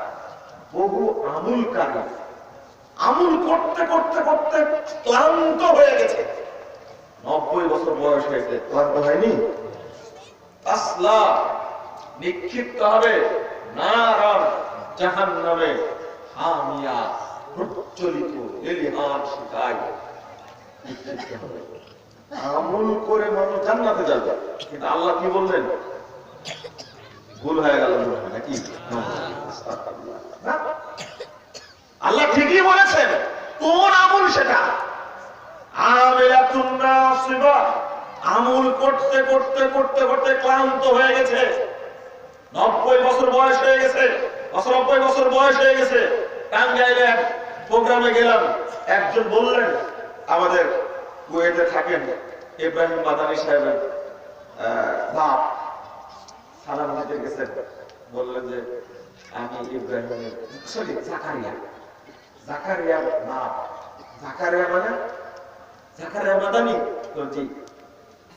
বলছে যে আমার বয়স 94 বছর। আল্লাহ, 94 বছর? জি, 94 বছর। তাও মুরব্বীর হাতে লাঠি নাই, হেঁটে আসছে, 94 বছর বয়স। কত আমল করেছে জীবন। আপনাদের মধ্যে অনেক আছে না 94 না থাক, 84 তো আছে, আছে 80 তো আছে, 70 তো আছে। একটা আমল করতে করতে ক্লান্ত হয়ে গেছে, কিন্তু তাসলা নারান। আপনি বলবেন কেমন কথা, আমল করে জাহান্নামে যাবে মানে? জি, সূরা ফুরকান 23 নম্বর আয়াত খুলুন। আল্লাহ বলেছেন, অকদিমনা মা আমিলু মিন আমালিন ফাজআলনাহু হাবাআন মানসুরা। তারা যে আমলগুলো করেছে, আমলগুলো দেখার জন্য আমি আল্লাহ জানো, অগ্রগামী হব। কে বলছেন? আল্লাহ। আল্লাহ বলছেন, আমি দেখব কিয়ামতের মাঠে, ফাজআলনাহু হাবাআন মানসুরা, সব আমলগুলোকে আমি আল্লাহ নষ্ট করে দেব, ধুলাই দূষিত করে দেব, কিচ্ছু থাকবে না। নাউযুবিল্লাহ। তাহলে কোন আমল আল্লাহ নষ্ট করবে? যে আল্লাহ এক আমল করলে 10 নেকি দেন, যে আল্লাহ 10 নেকিকে 700 করেন, যে আল্লাহ 700কে অসংখ্য গুণে পরিণত করেন, সে আল্লাহ আমল নষ্ট করে দিলে কেন? ৬২৯৪ নম্বর হাদিস সহিহ বুখারীর মধ্যে এসেছে, রাসূল সাল্লাল্লাহু আলাইহি ওয়াসাল্লাম বলেন যে আল্লাহ তাআলা ইদা হাম্মাল আব্দু, কোন বান্দা যখন ইচ্ছা পোষণ করে কোন আমল করার ইচ্ছা করেছে, অলামিয়া আল্লাহ কিন্তু আমলটা করতে কাতাবাল্লাহু লাহু হাসানাতান কামিলা, আল্লাহ তার জন্য পূর্ণ নেকি লিখে দেন। সুবহানাল্লাহ। ইচ্ছা করেছিল শুধু, কিন্তু কিন্তু করতে পারে না। তাহাজ্জুদ করতে চেয়েছিল, করতে পারে না, কিন্তু আল্লাহ তার জন্য নেকি লিখে দেন। ওমান হাম্মা বিআমালিন ফায়ামালহা, আরেকজন আমল করার ইচ্ছা করেছে, আমলটা করেও ফেলেছে, কাতাবাল্লাহু লাহু আশরা হাসানাত ইলা 700 দিফির আল্লাহু ইউদাইফু মান ইয়াশা আশা ইলা আযআফিন কাসীরা। যে ব্যক্তি ইচ্ছা করেছিল এই আমল করলো, আল্লাহ বলেছেন তাকে আমি 10 নেকি দিব, 10 কে 700 করব, 700 কে আমি ইলা আযআফিন কাসীরা অসংখ্য গুণে গুণান্বিত করব। সুবহানাল্লাহ। সেই বুখারী হাদিস। যে আল্লাহ আমলকে বৃদ্ধি করে দেন, যে আল্লাহ আমলকে বৃদ্ধি করে দেন, আল্লাহ এত দয়ালু, আল্লাহ এত দয়ালু, সেই আল্লাহ আমলকে নষ্ট করে দেবেন, তাহলে কত বড় পাপ বলেন তো এটা? কত সহজ। এটাই হলো বিদআতি আমল। কি বিদআতি আমল? দলিল্লাহ। আরে বেকুব, বিদআত করো কেন? মসজিদের খতিব প্রতিদিন খুতবা দেয়, আম্মা বাদ ফাইন্না খায়রাল হাদিস কিতাবুল্লাহ ওয়া খায়রাল হাদি হাদি মুহাম্মাদিন সাল্লাল্লাহু আলাইহি ওয়াসাল্লাম ওয়া শাররাল উমুরি মুহদাসাতুহা ওয়া কুল্লু মুহদাসাতিন বিদআহ ওয়া কুল্লু বিদআতিন দালালাহ ওয়া কুল্লু দালালাতিন। শুনেন এটা প্রত্যেক খুতবায় রাসূল সাল্লাল্লাহু আলাইহি ওয়াসাল্লাম বলতেন। কেন কেন বলতেন? অর্থাৎ আমি ইবাদতের যে রুলটা আমি দিয়েছি, ইবাদতের রুল নিয়ম পদ্ধতি যেটা আমি দিয়েছি, ওর আলোকে করো, বিদআতের আলোকে করো না। সতর্ক করেছেন জীবনে যতবার যেখানে বক্তব্য দিয়েছেন সেখানে আল্লাহ রাসূলের কথা বলেছেন। আর অনেক বিষয় আছে না শরীয়তের, শিরক আছে না, জিনা আছে, হারাম, মানুষ হত্যা, সুদ, খুতবা একটা আছে। বিদআত আসলো কেন? কারণ হলো বিদআতটা সুন্নাতের উপরে আবরণ ফেলে দিয়ে সুন্নাতকে হত্যা করে। এই জন্য প্রত্যেক খুতবায় এটা বলেছেন রাসূল সাল্লাল্লাহু আলাইহি ওয়াসাল্লাম। তুমিও বলো ইমাম সাহেব, তুমিও বলো, কিন্তু তুমি হলো কমিটির গোলাম, কমিটির সন্তুষ্টি অনুযায়ী তুমি কথা মারো। কমিটির লজ্জা নাই, ইমামেরও লজ্জা নাই, বেতনও ওই রকম দেয়, কমিটির লোকও ওই রকম, যেমন ঘুষখোর, সুদখোর, দাড়ি চাচা, সিগারেট হাতে, বউ পর্দা করে না, আর যত নোংরা কাজ সভাপতি করে, আর ইমামও পাইছে ওই রকম। কি বেতনের চেয়ে মাসোহারা বেশি পাই, দালালি চাটুকারিতা যত করতে পারবে সভাপতি তত মাসোহারা পাবে, হাদিয়া তত পাবে। এই জন্য বাংলাদেশ আজকে মোহাম্মদপুর মসজিদে বলেছেন, খুতবায় বলেছেন, সবচেয়ে নিগৃহীত, অবহেলিত, সবচেয়ে তুচ্ছ তাচ্ছিল্যের পাত্র বাংলাদেশে ইমাম মুয়াজ্জিন আর মসজিদ খাদেম। এদের কোনো দাম নাই। ইমামতি করে সারা মাস ইমামতি করে, বেতন হয় ৫,০০০ টাকা। যে সভাপতি বেতন দেয় ওই খাটাসের বেতন হলো ১.৫ লাখ টাকা মাসে। ওর সন্তান মাত্র ২টা, আর ইমাম তো পরিবার পরিকল্পনা বোঝে না, ওর সন্তান ৫টা। বুঝেননি? পরিবার পরিকল্পনা বোঝেন তো? ওর কয়টা সন্তান? 2টা। একটা কানাডায় পড়ে আর একটা আমেরিকায় পড়ে, আর নিজেরা পোড়াবড়ি বাড়িতে থাকে। আর ইমাম সাহেব ইমামতি করছে, ও ডিউটি করছে, 5 ওয়াক্ত সালাতে ডিউটি করে। অত সহজ? 1 মাস ডিউটি করার পরে ওর বেতন কত? ৫,০০০। মুয়াজ্জিনের বেতন ২,০০০, খাদেমের বেতন ৫০০। কি ভুল বললাম? সারা বাংলাদেশে অবস্থা। এর পিছনে ইমামরাও দায়ী, সভাপতি মসজিদের কমিটিও দায়ী। হিসাব দিতে পারবো না। আলেমরা নিজেদের মর্যাদা রক্ষা করতে পারেনি, আর মসজিদের সভাপতি হয়ে গেছে ওর বাটপা সন্ত্রাসী, তাই না? আপনাদের মসজিদের সভাপতি ভালো, আমি এখন বলছি, আমি আম কথা বলছি, কেউ নিজে গায়ের উপর নেবেন না, এটা আম কথা বলছি। যোগ্য ইমাম রাখুন। আমি মোহাম্মদপুর মসজিদের মুতাল্লির কথা বলি, তিনি শুরু করেছেন ঢাকায় প্রথমে, আজ থেকে 25 বছর আগে। 25 কেন, আজ থেকে অন্তত 30-35 বছর আগে শুরু করেছেন। 4 জুমায় 4 জন ইমাম খুতবা দেন। মসজিদ মোহাম্মদপুর মসজিদে বাংলাদেশের ঢাকায় মসজিদ, সাভারের মুসল্লি যায়, মাদারীপুরের মুসল্লি আসে, ব্রাহ্মণবাড়িয়ার মুসল্লি আসে, কুমিল্লার মুসল্লি আসে, টাঙ্গাইলের মুসল্লি আসে। কেন? এই ধারাটা শুরু করতে যোগ্য ইমাম দ্বারা খুতবা দেওয়া হবে। তিনি যথাযথ সম্মানীদের আগে থেকে পড়াশোনা করে আসতে হবে, বিষয় বলে দিতেন মরার আগেও। আমার বলতে মারা গেছেন, আল্লাহ তাকে জান্নাতুল ফেরদাউস দান করুন, আমিন।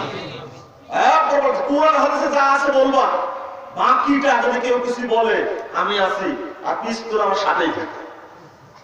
প্রথম আমাকে বলেছেন আল্লাহু আকবার, স্বাধীনতা দিয়েছেন। মসজিদ কমিটিকে হতে হবে স্বাধীন কথা বলার সুযোগ দেওয়ার মতো। কোরআন হাদিস আছে সেটা বলবেন, সেটা আমার উপরে পড়ুক না সেক্রেটারির উপরে পড়ুক, সেটা দেখার বিষয় না। এটা মসজিদ আল্লাহর ঘর। যোগ্য ইমাম ঠিক করবেন, সঠিকভাবে দলিল ভিত্তিক কথা বলবে, সমাজ সংস্কার হবে ইনশাআল্লাহ। মোহাম্মদপুর আলমী মসজিদ শুধু মসজিদ না, এটা একটা দাওয়াতি সেন্টার সারা পৃথিবী। আলহামদুলিল্লাহ, বাঙালিদের দাওয়াতি সেন্টার পাইছে, আলহামদুলিল্লাহ। কেন? এখানে উভয়েরই সম্মতি থাকা লাগবে। ইমামকে চাটুকারিতা দালালি বাদ দিতে হবে, আর কমিটিকে যথাযথ সম্মান দান করতে হবে আলেমদেরকে। কথা বোঝা গেছে? একটা মার্কা দালাল মার্কা ইমাম নিয়ে আসবেন, আপনারা কি পাবেন তার কাছ থেকে? আমি উভয় পক্ষে বললাম, কিন্তু এরই মাঝে কিছু লোক আলহামদুলিল্লাহ যারা হক কথা বলার কারণে বহু ইমামতি ছুটে গেছে, যায়নি? বহু ইমাম ছুটে গেছে। চলুন ওই জায়গায়। তাহলে কোন আমলটা আল্লাহ নষ্ট করবেন? কোন আমলটা নষ্ট করবেন? যে আল্লাহ আমল বাড়াই দেন, ওই আল্লাহ কি আমাদের মাঠে আমল নষ্ট করবেন? ইন্না লিল্লাহি ওয়া ইন্না ইলাইহি রাজিউন। কিভাবে সম্ভব? জি, বেদাত জিনিসটা ঢুকলে আমল কি হয়ে যায়? আর থাকে না। বেদাত হলো সুন্নাতের বড় শত্রু। এই জন্য প্রথম দোষ কেন খতিবদের কথা বললাম? খতিবরাই মুসল্লিদের সবচেয়ে কাছাকাছি, তাই না? 5 ওয়াক্ত মসজিদে না আসলেও জুমার দিনে কিন্তু সব মুসল্লি যায়। মদ খাক আর গাঁজা খাক, বিড়ি খাক আর তামাক খাক, সুদখোর হোক আর গাঁজা করো, জেনাকারী হোক আর যেই হোক, অন্তত জুমার দিনে যায়, তাই না? তাহলে এখানে কার ভূমিকা বেশি? খতিবের ভূমিকা বেশি, ইমামের ভূমিকা বেশি। ইমাম যদি ফ্রেশ কথা বলে, বেদাতি কথা যদি না বলে, মুসল্লিরা সুন্নাত শিখবে। যদি বেদাতি কথা বলে, সুন্নাত শিখতে পারবে না।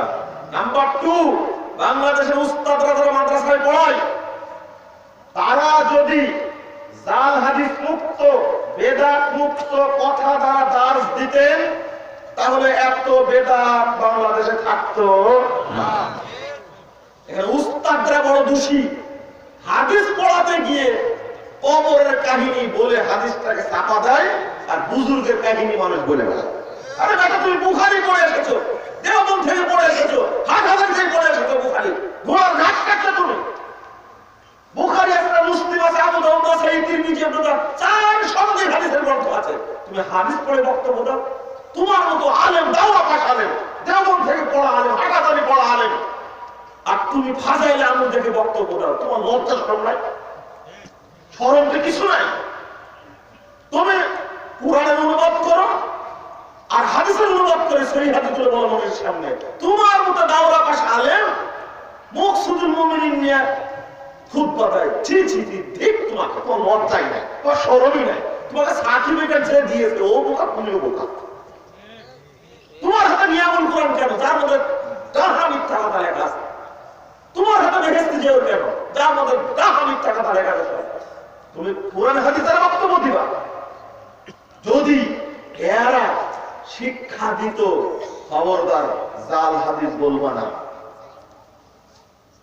যদি বলতো বেদাতে কথা বলবা না, দলিল ভিত্তিক কথা বলবা, ছাত্র এভাবে শিখতো, তাই না?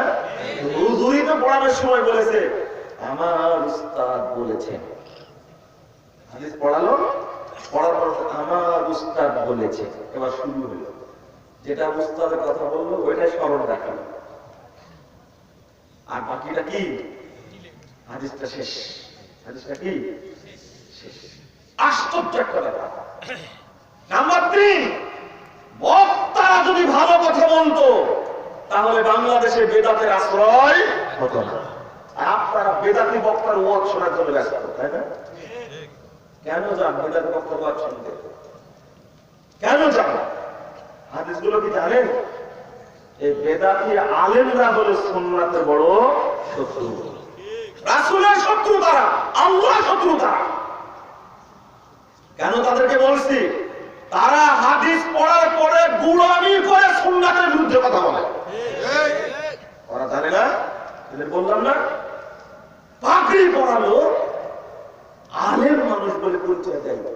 সেই লোকটা যদি ফতোয়া দেয় যে ফরিদপুরের মসজিদটা হলো মসজিদে জেরার ভেঙ্গে দিতে, ঠিকই করেছে, ওকে জুতা পিটা মারা উচিত। মসজিদ ভাববো আমরা। আর একজন লেখছে ওইটা মসজিদ ছিল কিনা সন্দেহ আছে, ওকে কি করা দরকার? তাহলে ওর জায়েজ, মসজিদ ভাঙা জায়েজ না, তোর মাদ্রাসা ভাঙা জায়েজ, তাই না? আর একজন আমাকে বলছে পিছন থেকে, আরে ভাই রাখেন মাদ্রাসা, রাখেন মসজিদ, আমার টয়লেটও ভাঙবে কেন? ওর বুদ্ধি আবার আমার টয়লেটও ভাঙবে কেন? ওর অধিকার আছে ভাঙা, ও ভাঙবে কেন? তোমার কতটুকু বুদ্ধি আছে চিন্তা করতে পারছেন? কষ্ট লাগে কোথায়? কেন কড়া করে কথা বলি? অভিযোগ মুজাফফরপুর কড়া কড়া কথা বলে। এমনি বলি তুমি চটকানি খাইছো কোনোদিন? যদি ঘুরো আমার সাথে বুঝতে পারবা কত টিকটিকি পিছনে লেগে থাকে, 24 ঘন্টা কত হয়রানি করায় তুমি জানো? এটা জামিন নেওয়ার জন্য কোর্টে ঘুরলাম কতদিন, উকিল বিরক্ত হয়ে গেছে।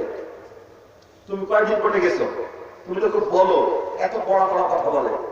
আরে সবে বরাতের একটা মামলা করেছে, সবে বরাতটা বেতাব জঘন্য রক্ত থেকে শরীরের মধ্যে ঢুকছে, তার বিরুদ্ধে কথা বলেছি। আমরা বলবো ইনশাআল্লাহ সবে বরাতকে বাংলাদেশ থেকে উৎখাত করেই ছাড়বেন।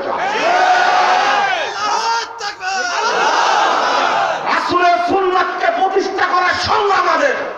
তোমরা জীবনে কোনদিন আহলে হাদিসদের বিরুদ্ধে অবস্থান করে কোনদিন টিকতে পারবে না। আল্লাহর পক্ষ থেকে গজব নজর হয়ে ধ্বংস হয়ে যাবে। ও ইসলাম নিয়ে মাঠে নেমেছি, যে ইসলামের কথা বলেছেন ইব্রাহিম আলাইহিস সালাম, যে দাওয়াত দিয়েছেন মুসা আলাইহিস সালাম, যে দাওয়াত দিয়েছেন ঈসা আলাইহিস সালাম, যে দাওয়াত দিয়েছেন মুহাম্মদ সাল্লাল্লাহু আলাইহি সাল্লাম, সেই দাওয়াত নিয়ে মাঠে নেমেছি। মনে রেখো, নমরুদ বদমাশি করেছে ইব্রাহিম আলাইহিস সালামের সাথে, নমরুদ টিকতে পারেনি, জুতার বাড়ি খেয়েছে। ফেরাউন টিকতে পারেনি, ও বাহরে কুলজুমে ডুবে মরেছে গোষ্ঠী সহ। মনে রেখো, ঈসা আলাইহিস সালামের গোষ্ঠী টিকতে পারেনি।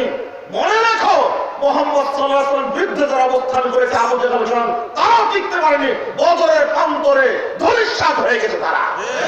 আজকেও যারা কোরআন এবং সুন্নাহর অনুসারী আহলে হাদিস সালাফিদের বিরুদ্ধে যারা অবস্থান করবে, তাদের উপরে আল্লাহর পক্ষ থেকে গজব নাযিল হবে ইনশাআল্লাহ।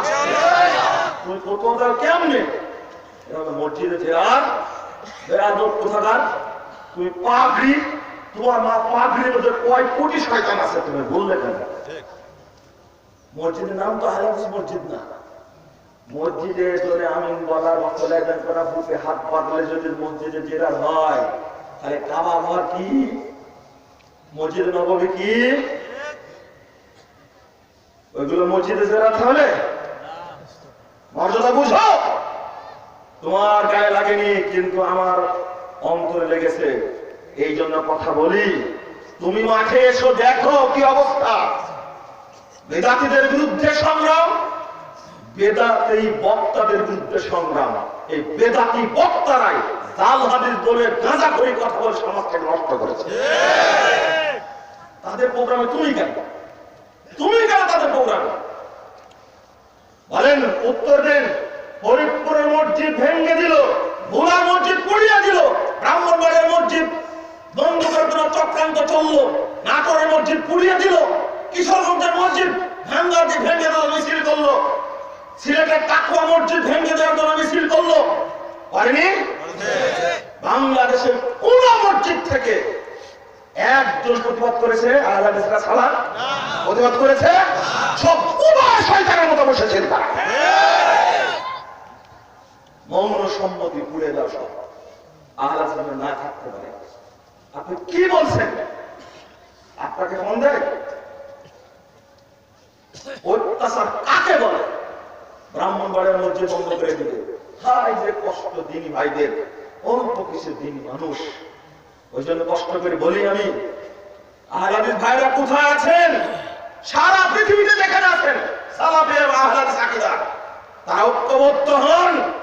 মসজিদ ফরিদপুরে একটা ভেঙেছে, আমি বলবো এরপর কত ধরে বাংলাদেশে লক্ষ লক্ষ আহলে হাদিস মসজিদ তৈরি হয়। আল্লাহ তুমি কবুল করো। প্রবাসী ভাইদেরকে বলি, যারা তোমরা ভাই আমেরিকায় আছো, যারা ব্রিটেনে আছো, অস্ট্রেলিয়া আছো, কানাডা আছো, সৌদি আরব আছে, কুয়েত আছো, তোমাদের টাকা যদি থাকে তুমি যেখানে আছো ওখানে ঝোপড়ির মতো একটা মসজিদ তৈরি করো। দেখবা ইনশাআল্লাহ বাংলাদেশে আহলে হাদিস মসজিদে ভর্তি হয়ে যাবে ইনশাআল্লাহ। এই ধনাঢ্য ভাইদেরকে বলি, আহলে হাদিস ভাইদের মধ্যে অনেক লোক আছে, তাদের টাকা অর্থ সম্পদ আছে। আমি ফকির গ্রুপের কথা বলি মাঝে মাঝে। ফকির গ্রুপকে আল্লাহ টাকা দিয়েছেন, ব্যয় করে তার আল্লাহ রাস্তায়। আলহামদুলিল্লাহ। যেখান থেকে আসুক না কেন, আহলে হাদিস মসজিদ, আহলে হাদিস মাদ্রাসার সভাপতি, সেক্রেটারি, প্রধান শিক্ষক, অধ্যক্ষ গেলে, প্রিন্সিপাল গেলে কিছু না কিছু টাকা দেয়। তার বড় মসজিদ সবচেয়ে দৃষ্টিনন্দন সুন্দর মসজিদ তৈরি করেছে মাসলুকি মাদ্রাসায়। আলহামদুলিল্লাহ। দেখেছেন ছাত্ররা কত আনন্দের সাথে সালাত আদায় করে, পড়াশোনা করে। আর একটা মসজিদ তৈরি করেছে চাষাড়া, কত চমৎকার মসজিদ তৈরি করছে। আল্লাহু আকবার। আমি আশ্চর্য হয়েছি। চাষাড়াতে গিয়ে আমি কেঁদে ফেলেছিলাম যে এই জায়গাতে এইরকম একটা মসজিদ তৈরি করছে, তাদের মনটা কত উদার। আরে বেকুবরা বলে যে এইগুলো সব কাদিয়ানীদের মসজিদ। এই পাগড়ি পরা শয়তান কোন দেশের বলেন তো দেখি? কেমনি বলে? ও কি জানে না? রিকশাওয়ালাকে শিখা দেয় এটা হলো শিয়া মসজিদ, ভ্যান চালককে শিখা। ও কি জানে শিয়া কি, কাদিয়ানী কি জানে? রিকশাতে উঠে বসছি কলেজ গেটের কাছে, মোহাম্মদপুর কলেজ গেটের কাছে। আমি বলতো যে কলেজের পাশে আলাদা মসজিদ, সেখানে যাবো। ও শিয়া মসজিদ যেটা ওইটা, তাই না? আমি বললাম আচ্ছা জানো তুমি ওকে ধমক দিয়ে লাভ আছে? কে শিখাচ্ছে এগুলো? কে শিখাচ্ছে? পাগড়িওয়ালা এরা শিখেছে। কোন জায়গাতে ব্রাহ্মণবাড়িয়ার মসজিদ কি, এটা হলো কাদিয়ানী মসজিদ। এতই খারাপের খারাপ, এতই খারাপের খারাপ। স্পষ্ট কথা বলি, স্পষ্ট কথা বলি, আহলে হাদিসরা ঐক্যবদ্ধ হতে পারে না, কিন্তু দেওবন্দি বেরলভী ফাটাফাটি লেগে আছে। লেগে আছে না? এক দেওবন্দি মারা গেলেন, বড় আলেম মারা গেলেন, আর বেরলভী স্ট্যাটাস দিল কুত্তা মারা গেছে, ঈদ মোবারক। কত সম্পর্ক দেওবন্দি আর বেরলভী, তাই না? এত নোংরা কথা বলা যায়?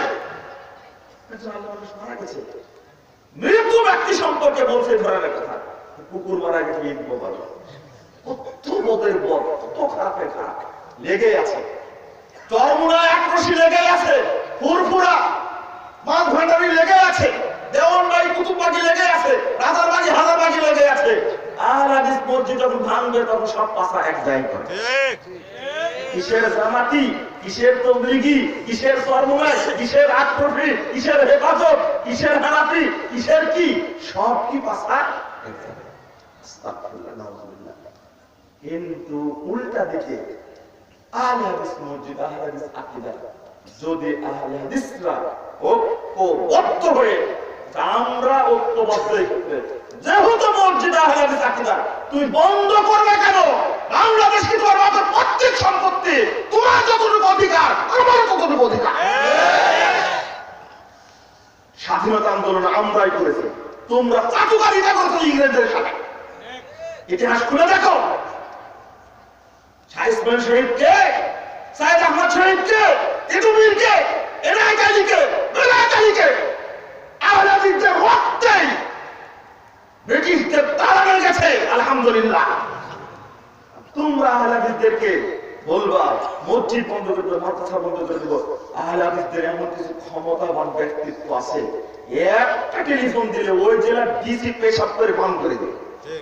আছে না এরকম নেতা? তার দায়িত্ব হলো সেখান থেকে ফোন দেওয়া, বন্ধ করার। প্রশাসনে যে আছে, র্যাবে আছে, পুলিশে আছে, বিজিবিতে আছে, আর্মিতে আছে, এমন বড় বড় অফিসার আছে। মসজিদ বন্ধ করবো মানে আপনি আপনার জায়গা থেকে দাওয়াতি কাজ করেন, আপনাকে ফোনটি আসতে বলিনি। একটা ফোন দেন শুধু, আমি অমুক বলছি, যদি মসজিদের একটা খেয়াল যদি এমনটা মনে হয়, তোমার ডিসি করি মাত্র 1 ঘন্টার মধ্যে সাইজ করে দেবো। এরকম লোক আছে না বাংলাদেশে? আছে বাংলাদেশে। আপনার দায়িত্ব আপনি পালন করবেন। আমি মাঠের বক্তা, মাঠে আমি দায়িত্ব পালন করবো। আপনার প্রশাসনে আছে, সেখানে দায়িত্ব পালন করবো। আমিন বলছে জেলখানায় দিয়ে দিচ্ছে, জোরে আমিন বললে জেলখানায় যেতে হয়? বাংলাদেশ এমন একটা রাষ্ট্র, হ্যাঁ আপনার ক্ষমতা আছে, জজ আপনার পাওয়ার, যার কাছে মামলা আছে সে আপনার ব্যাচমেট। আপনার জজ হয়েছে, কি হয়েছে? ব্যাচমেটকে ফোন দেন, বন্ধু তুমি কোর্টে মামলাটা খারিজ করে দিও, কারণ এটা ভুয়া, জেএমডি বলে মামলা দিয়েছে। আপনার দায়িত্বটা পালন করে সেই জায়গা থেকে। বুঝতে পারেন এই কথা? আপনার ক্ষমতা আপনার প্রয়োগ করে আপনার জায়গা থেকে একজন সাধারণ মুসল্লি তার দায়িত্ব নিজ জায়গাতে পূরণ করবে। বলতে চাচ্ছিলাম এক কথা হয়ে গেছে। আর কেন বলবো এটা? তাহলে প্রথমত আসলো বেদাতি বক্তাদের বক্তব্য শোনা যাবে না। শুনবেন নাকি? আরো কড়া কথা বলবো, সহি আকীদা না, ভাষাটা বলবেন কি? সহি মানহাজ। সহি মানহাজ বলেন তো। কে উঠবেন না? শরীরে একটু অসুস্থ ভাব লাগছিল, মঞ্চে এসে দেরি করেছে, কিন্তু খেপে গেছে। উঠবেন না, আমার কথা শোনেন। সহি আকীদা না বলেন আপনি, কিন্তু বলবেন বেশি কি? সহি মানহাজ। মনে থাকবে, যার মানহাজের ত্রুটি আছে তার বক্তব্য ও যতই সুরেলা হোক, সিহার যতই সুন্দর হোক, জনগণ ততই বেশি হোক। কথা বলা যায়? যেদিন জানতে পেরেছেন শুধু আকীদা সহি হতে হবে, মানহাজ সহি হতে হবে, মাযহাব না কিন্তু আমরা এই যে উল্টা পাল্টা হয়ে গেল। আগে বক্তব্য দিয়েছি আকীদা, মানুষ মনে হচ্ছে আকীদা। বাস্তব কথা। আমি আকীদার উপরে বক্তব্য দেওয়া মসজিদের কামরায় বসে আছি, ইমামের কামরায়, মুসল্লিরা যাচ্ছে আর বলছে কি যে বক্তব্য দিলে। এতদিন শুনেছি আকীদা 7 দিন দিতে হয়, ছেলের নাম রাখতে হয়, ছেলে বলে 2টা, মেয়ে হলো 1টা। আজকে এতক্ষণ খুতবা দিল মুজাফফর বিন মুহসিন, আর এইগুলো যে কিছুই বললো না। আসলে বক্তব্য কি বিষয় দিছি? আকীদা। কিন্তু উনি বুঝেছেন কি? এই আধা ঘন্টা বসে বক্তব্য শুনেছে আকীদা। আমি বুঝেছি কি? আকীদা। এখন তো বুঝেন তো আলহামদুলিল্লাহ। এটা বলছে আর 10 বছর আগের কথা, এখন মানুষ আকীদা তাওহীদ বুঝে না? শুরু করেছে মানহাজের কথা বলা। গতদিন আধা ঘন্টা বুঝালো না একজন ব্যক্তি, তো রাস্তায় বলছে আরেকজনকে বলছে মুজাফফর বিন মুহসিন মাযহাবী হয়ে গেল। কারণ আমরা তো মাযহাব মানি না, মাযহাব নিয়ে এত আলোচনা করা কি দরকার? আসলে কি মাযহাব বলেছি? মানি। আর মানহাজটা সহি কিনা এটা দেখবেন। যদি সহি হয় বক্তব্য শুনবেন, সহি না হলে বক্তব্য শোনার দরকার নেই। একবার মানহাজুস সালাফ, রাসূল সাল্লাল্লাহু আলাইহি ওয়াসাল্লাম, সাহাবা কেরাম, তাবেঈন, তাবেঈন, এই 3 যুগকে বলা হয় কি? সালাফে সালেহিনের যুগ। এই যুগের মানুষের সাথে যদি আকীদা, আমল, আখলাক, ইবাদত, রাজনীতি, অর্থনীতি, সমাজনীতি, পরিবার নীতি, তারপরে কি বলে যত বিষয় আছে সব যদি মিলে, তখন বুঝবেন এটা কি? মানহাজুস সালাফ। কথা বোঝা গেছে? 1। 2 নম্বর, কেন আমি নিষেধ করছি? কেন আরে বেদাতি ব্যক্তির কুরআন তেলাওয়াত শুনতে নিষেধ করতে সালাফরা। কুরআন তেলাওয়াত শুনতে নিষেধ, আপনার ভয় লাগছে তাই না? বলে কি কুরআন তেলাওয়াত শোনা যাবে না বলছেন না আপনার মনে মনে? জি, মুহাম্মদ বিন সিরিন রাদিয়াল্লাহু আনহু শ্রেষ্ঠ চারজন তাবেঈর একজন, তিনি বলছেন তোমরা বেদাতির কাছে কুরআন তেলাওয়াত শোনো না। কেন নিষেধ করেছেন? তার কারণ হতে পারে যে বেদাতির প্রতি মহব্বত তৈরি হবে। যদি কুরআন তেলাওয়াত শোনা না যায় যে বক্তব্য শোনা যাবে না। আপনি কেমনে বুঝলেন? আপনি আমাকে বুঝান, বুঝান আমাকে। 2 নম্বর 809 নম্বর হাদিস তাবরানী কাবীরের মধ্যে এসেছে, রাসূল সাল্লাল্লাহু আলাইহি ওয়াসাল্লাম বলেন ইন্না মিন আশরাতিস সাআহ আইয়ুলতামাসাল ইলমু ইনদাল আসাগির। যখনই বেদাতীদের কাছ থেকে মানুষ ইলম গ্রহণ করবে, দ্বীন গ্রহণ করবে, তখনই মনে করবে যে কিয়ামত চলে এসেছে। নাউযুবিল্লাহ। কিয়ামত চলে আসা কি ধ্বংসের লক্ষণ না? ইবনে মাসউদ রাদিয়াল্লাহু আনহু বলেন লা ইয়াসালুন নাসু বিখাইরিন মা আখাযুল ইলমা আনিল আকাবির ওয়া ইযা আখাযুহু ইনদাল আসাগির হালাকু। ইবনে মাসউদ রাদিয়াল্লাহু আনহু বলেন যখন দেখবা মানুষ বেদাতীদের কাছ থেকে ইলম নিচ্ছে, বেদাতীদের সমাবেশে যাচ্ছে, বেদাতীদের বই পুস্তক পড়ছে, তখন মনে করবা ধ্বংস হয়ে গেছে। আর ততদিন তারা ইলম নিবে সাহাবায়ে কেরাম থেকে, ততদিন তারা কল্যাণের মধ্যে থাকবে। বলুন আলহামদুলিল্লাহ। আপনি বেদাতের কাছে যাবেন কেন? ইবনে আব্বাস রাদিয়াল্লাহু আনহু বলেন, আপনি বলছেন দেখি যাই কি বলে একটু শুনি। ইবনে আব্বাস রাদিয়াল্লাহু আনহু বলেন লা তুজালিসু আহলাল আহওয়া, বেদাতীদের মজলিসে যেও না, তাদের সমাবেশে বসো না। কারণ ফাইন্না মুজালাসাতাহুম মুমরিদাতুল লিল কুলুব, কারণ তাদের সমাবেশে তাদের সাথে বসলে তোমার অন্তরটাও বেদাতে আক্রান্ত হয়ে যাবে। নাউযুবিল্লাহ। আপনি ভাবেন কি? আমরা চেষ্টা করি হকটা প্রচারের জন্য, আরেক শ্রেণীর মানুষ চেষ্টা করছে হকটা বন্ধ করার জন্য, করছে না? আলহামদুলিল্লাহ, কিছু বই পুস্তক মানুষের কাছে যাওয়ার কারণে এখন মানুষ বুঝতে পারছে। কিছু লোক সহি আকীদা করে আহলে হাদিসের 12টা বাজাইছে, কিন্তু ইতিমধ্যে খেয়াল করছেন 12টা বাজায়নি। তারা বলে আবার আকীদা সহি, কিন্তু রাজনৈতিক আকীদা হলো শিয়া আকীদা। নাউযুবিল্লাহ। অর্থনীতির আকীদা হলো সুদী অর্থনীতি। ওর মানহাজ ঠিক আছে না? ঠিক নাই। অতএব বেদাতীদের কাছ থেকে ইলম গ্রহণ করা যাবে না। সালাফদের বক্তব্য ইমাম ইবনে তাইমিয়া রাহিমাহুল্লাহ বলেন লা তুকবালু শাহাদাতুহুম ওয়া লা ইউসাল্লা খালফাহুম ওয়া লা ইউনাকাহুন হাদিহি উকুবাতুল লাহুম। ঠিক আছে, তাইমিয়া রাহিমাহুল্লাহ কড়া কথা বলেন। লা ইউখাযুল ইলমু, তাদের কাছ থেকে ইলম গ্রহণ করা যাবে না। ওয়ালা তুকবালু শাহাদাতুহুম, তাদের সাক্ষী গ্রহণ করা যাবে না। ওয়ালা ইউসাল্লু খালফাহুম, তাদের পিছনে সালাত হবে না।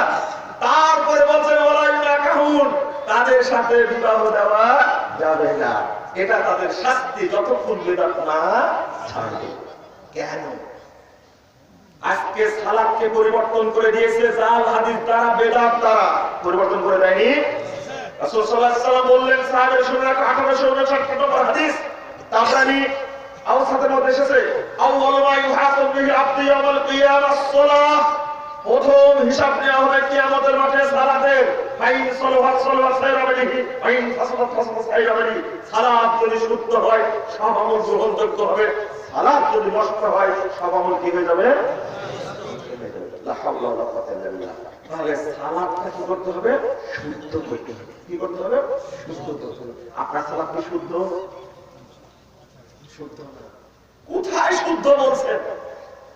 সহিহ বুখারী 529 নম্বর হাদিস, আনাস রাদিয়াল্লাহু বলেন মা আরাফু শাইয়ান মিম্মা আলা আহাদিন নবী সাল্লাল্লাহু আলাইহি ওয়াসাল্লাম। আনাস রাদিয়াল্লাহু আনহু কে ছিলেন? কয় বছরের? 10 বছরের খাদেম। তিনি বলেন আমি রাসূলের যুগে যা দেখেছি আজকের যুগে আমি কিছুই দেখতে পাচ্ছি না। লা হাওলা ওয়ালা কুওয়াতা ইল্লা বিল্লাহ। কথাটা বুঝেন, কথাটা বুঝেন। আমি রাসূলের যুগে যা দেখেছি সেই বুখারী হাদিস আমি আজকে তা কিছু হচ্ছে না। কিলা as-সালাত, কেন সালাতটাও কি না? তখন বলছে আলাইসা আযাইয়াতুম আযাইয়াতু ফিহা, সালাত যেভাবে নষ্ট করেছো সালাতের মধ্যে কি রাসূলের কোন সুন্নাত আছে? কি বুঝলেন? 530 নম্বর হাদিস সহিহ বুখারী, হাসান বাসরি রাদিয়াল্লাহু আনহু তিনি তাবেঈ, বলেছে দাখালতু আনাস ইবনে মালিক দিমাশক, আমি দিমাশকের মসজিদে আনাস বিন মালিকের কাছে গেলাম। যাওয়ার পরে দেখছি ও ইয়াবকি, কাঁদছেন বসে বসে, বুকে বুকে কাঁদছেন।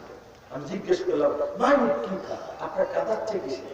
তখন বলছেন মা আরফু শাইয়ান মিম্মা লা আহাদিন নবী সাল্লাল্লাহু আলাইহি ওয়াসাল্লাম, রাসূলের যুগে যা দেখেছি আজকের যুগে কিছু দেখতে পাচ্ছি না। তখন বলছেন as-সালাত, কি সালাত না?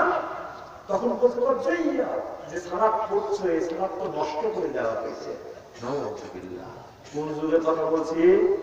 আরে আনাস রাদিয়াল্লাহু আনহুর কথা সঠিক হবে না, আপনার কথা সঠিক হবে? তিনি রাসূলের খাদেম ছিলেন কয় বছরের? 10 বছরের। তিনি বলছেন রাসূল যে সালাত পড়েছেন এই সালাত দেখতে পাচ্ছি না। আশ্চর্য। মুআবিব ইবনে কুররা তিনি বলছেন আত্তাকতু 70 রাজুলান মিন আসহাবিন নবী সাল্লাল্লাহু আলাইহি ওয়াসাল্লাম, শুনে রাখো তোমরা, আমি 70 জন সাহাবীকে পেয়েছি। কতজন? আমি বলছি আমি 70 জন সাহাবীকে পেয়েছি। লাউ খরাজু ফিকুমুল ইয়াম, এই 70 জন সাহাবী যদি আজকে তোমাদের মধ্যে বের হয়, মা আরাফু শাইয়ান ইল্লাল আযান, আযান ছাড়া কোনো কিছুই রাসূলের যুগের দেখতে পাবে। আল্লাহ, ইন্না লিল্লাহি ওয়া ইন্না ইলাইহি রাজিউন। আপনি বলছেন আমার সালাত ঠিক আছে? এই কথাটা বলছে কোন যুগের কথা? তাবেঈ যুগের কথা, বলছে সাহাবীদের যুগের কথা। আর আপনি তো মনে করছেন আমার সালাত বিশুদ্ধ হচ্ছে। ইমাম আহমদ বিন হাম্বল রাহিমাহুল্লাহ বলেন 10 লক্ষ হাদিসের হাফেজ, কিতাবুল হানাবিলা, তাবাকাতুল হানাবিলা গ্রন্থের প্রথম খণ্ডের 350 পৃষ্ঠায় তিনি বলেন যে বলে দেখুন, তুমি যদি 100টা মসজিদে সালাত আদায় করো, কতটা? কোন মসজিদে রাসূলের সালাত পাবে না, আল্লাহ রাসূল যেভাবে সালাত আদায় করে গেছে তুমি পাবা না। ইন্না লিল্লাহি ওয়া ইন্না ইলাইহি রাজিউন। ফাত্তাকুল্লাহ ফি সালাতিকুম ওয়া সালাতি ফি সালাতি সাহাবিকুম, তোমরা তোমাদের সালাতের ব্যাপারে আল্লাহকে ভয় করো, তোমাদের বন্ধুদের সালাতের ব্যাপারে আল্লাহকে ভয় করো, শুদ্ধভাবে সালাত আদায় করো। 241 হিজরিতে মারা গেছে। কত? 241 হিজরিতে মারা গেছে 10 লক্ষ হাদিসের হাফেজ। 241 হিজরির পূর্বে কথা বলে গেছেন। আজকে কি যে সালাত চলছে এই সালাত কি রাসূলের সালাত? এটাই প্রমাণ করতে গিয়ে দেশে আলেমদের কাছে শত্রু হয়ে গেলাম। জাল হাদিসের কবলে রাসূল সাল্লাল্লাহু আলাইহি ওয়াসাল্লাম সালাত বইটা যখন বের হলো, আলেমরা তখন আমার বিরুদ্ধে লেগে গেল, এখনো গালিগালাজ করে। তবে কিছু ভাইয়ের অবদানের কারণে আলহামদুলিল্লাহ তারা যে ব্যক্তি বইটা প্রিন্ট করে দিয়েছিলেন তিনি যে কত খুশি আর কত আনন্দিত। 9 বছর পরে বইটা প্রিন্ট হয়েছে। টাকা ছিল না, পয়সা ছিল না, প্রিন্ট করতে পারিনি। এক ভাই সহযোগিতার জন্য এগিয়ে আসলেন, আমি প্রিন্ট করে দিলাম। ওই যে প্রিন্ট করে দিয়েছে এখনো চলছে, লক্ষ লক্ষ কপি মানুষের হাতে চলে গেছে। আলহামদুলিল্লাহ। পরিবর্তন হচ্ছে না? হচ্ছে। কথা বলতে পারছে না, বড় বড় মাথা চেঞ্জ হয়ে গেছে, কিন্তু প্রকাশ করতে পারছে না। বড় বড় জায়গায় আছে, ইমামতি করছেন, কথা হয়, আস্তে আস্তে শেখাচ্ছি, আস্তে আস্তে শেখাচ্ছি।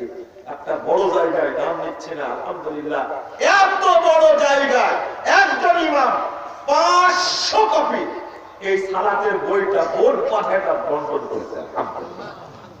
গাজীপুরের ভাই ছাপায় দিলেন, ঠিক আছে এই জায়গায় বিতরণ করবেন, ঠিক আছে আমি দিয়ে দিব। আলহামদুলিল্লাহ। আমি বিশ্বাস করি, আপনাদের কাছে দোয়া চাই যে দোয়া করেন আল্লাহ যেন কবুল করে। আল্লাহ যেন কবুল করে। প্রত্যেকটা পরিবারে যেন যায় কোনটা জাল সালাত আর কোনটা সহি সালাত এটা মানুষ যেন কি বুঝলেন? ওযুতে ত্রুটি, আযানে ত্রুটি, সালাতের মধ্যে ত্রুটি, দুয়ায় ত্রুটি, সালাতের গোষ্ঠী নাই। ওই আনাস রাদিয়াল্লাহু আনহু বলেছে জুইয়া কি হয়েছে? নষ্ট হয়ে গেছে, বাস্তবিক নষ্ট। হাত বাঁধতে জানে না, বিটির পড়তে জানে না, তারাবি পড়তে জানে না, জানাজা পড়তে জানে না, ঈদ পড়তে জানে না, সালাতের ইস্তেসকা পড়তে জানে না, কাজা সালাত পড়তে জানে না, তারপরে কি বলবো সুন্নাত সালাত পড়তে জানে না। পুরো মুসল্লিদের অবস্থা এইরকম।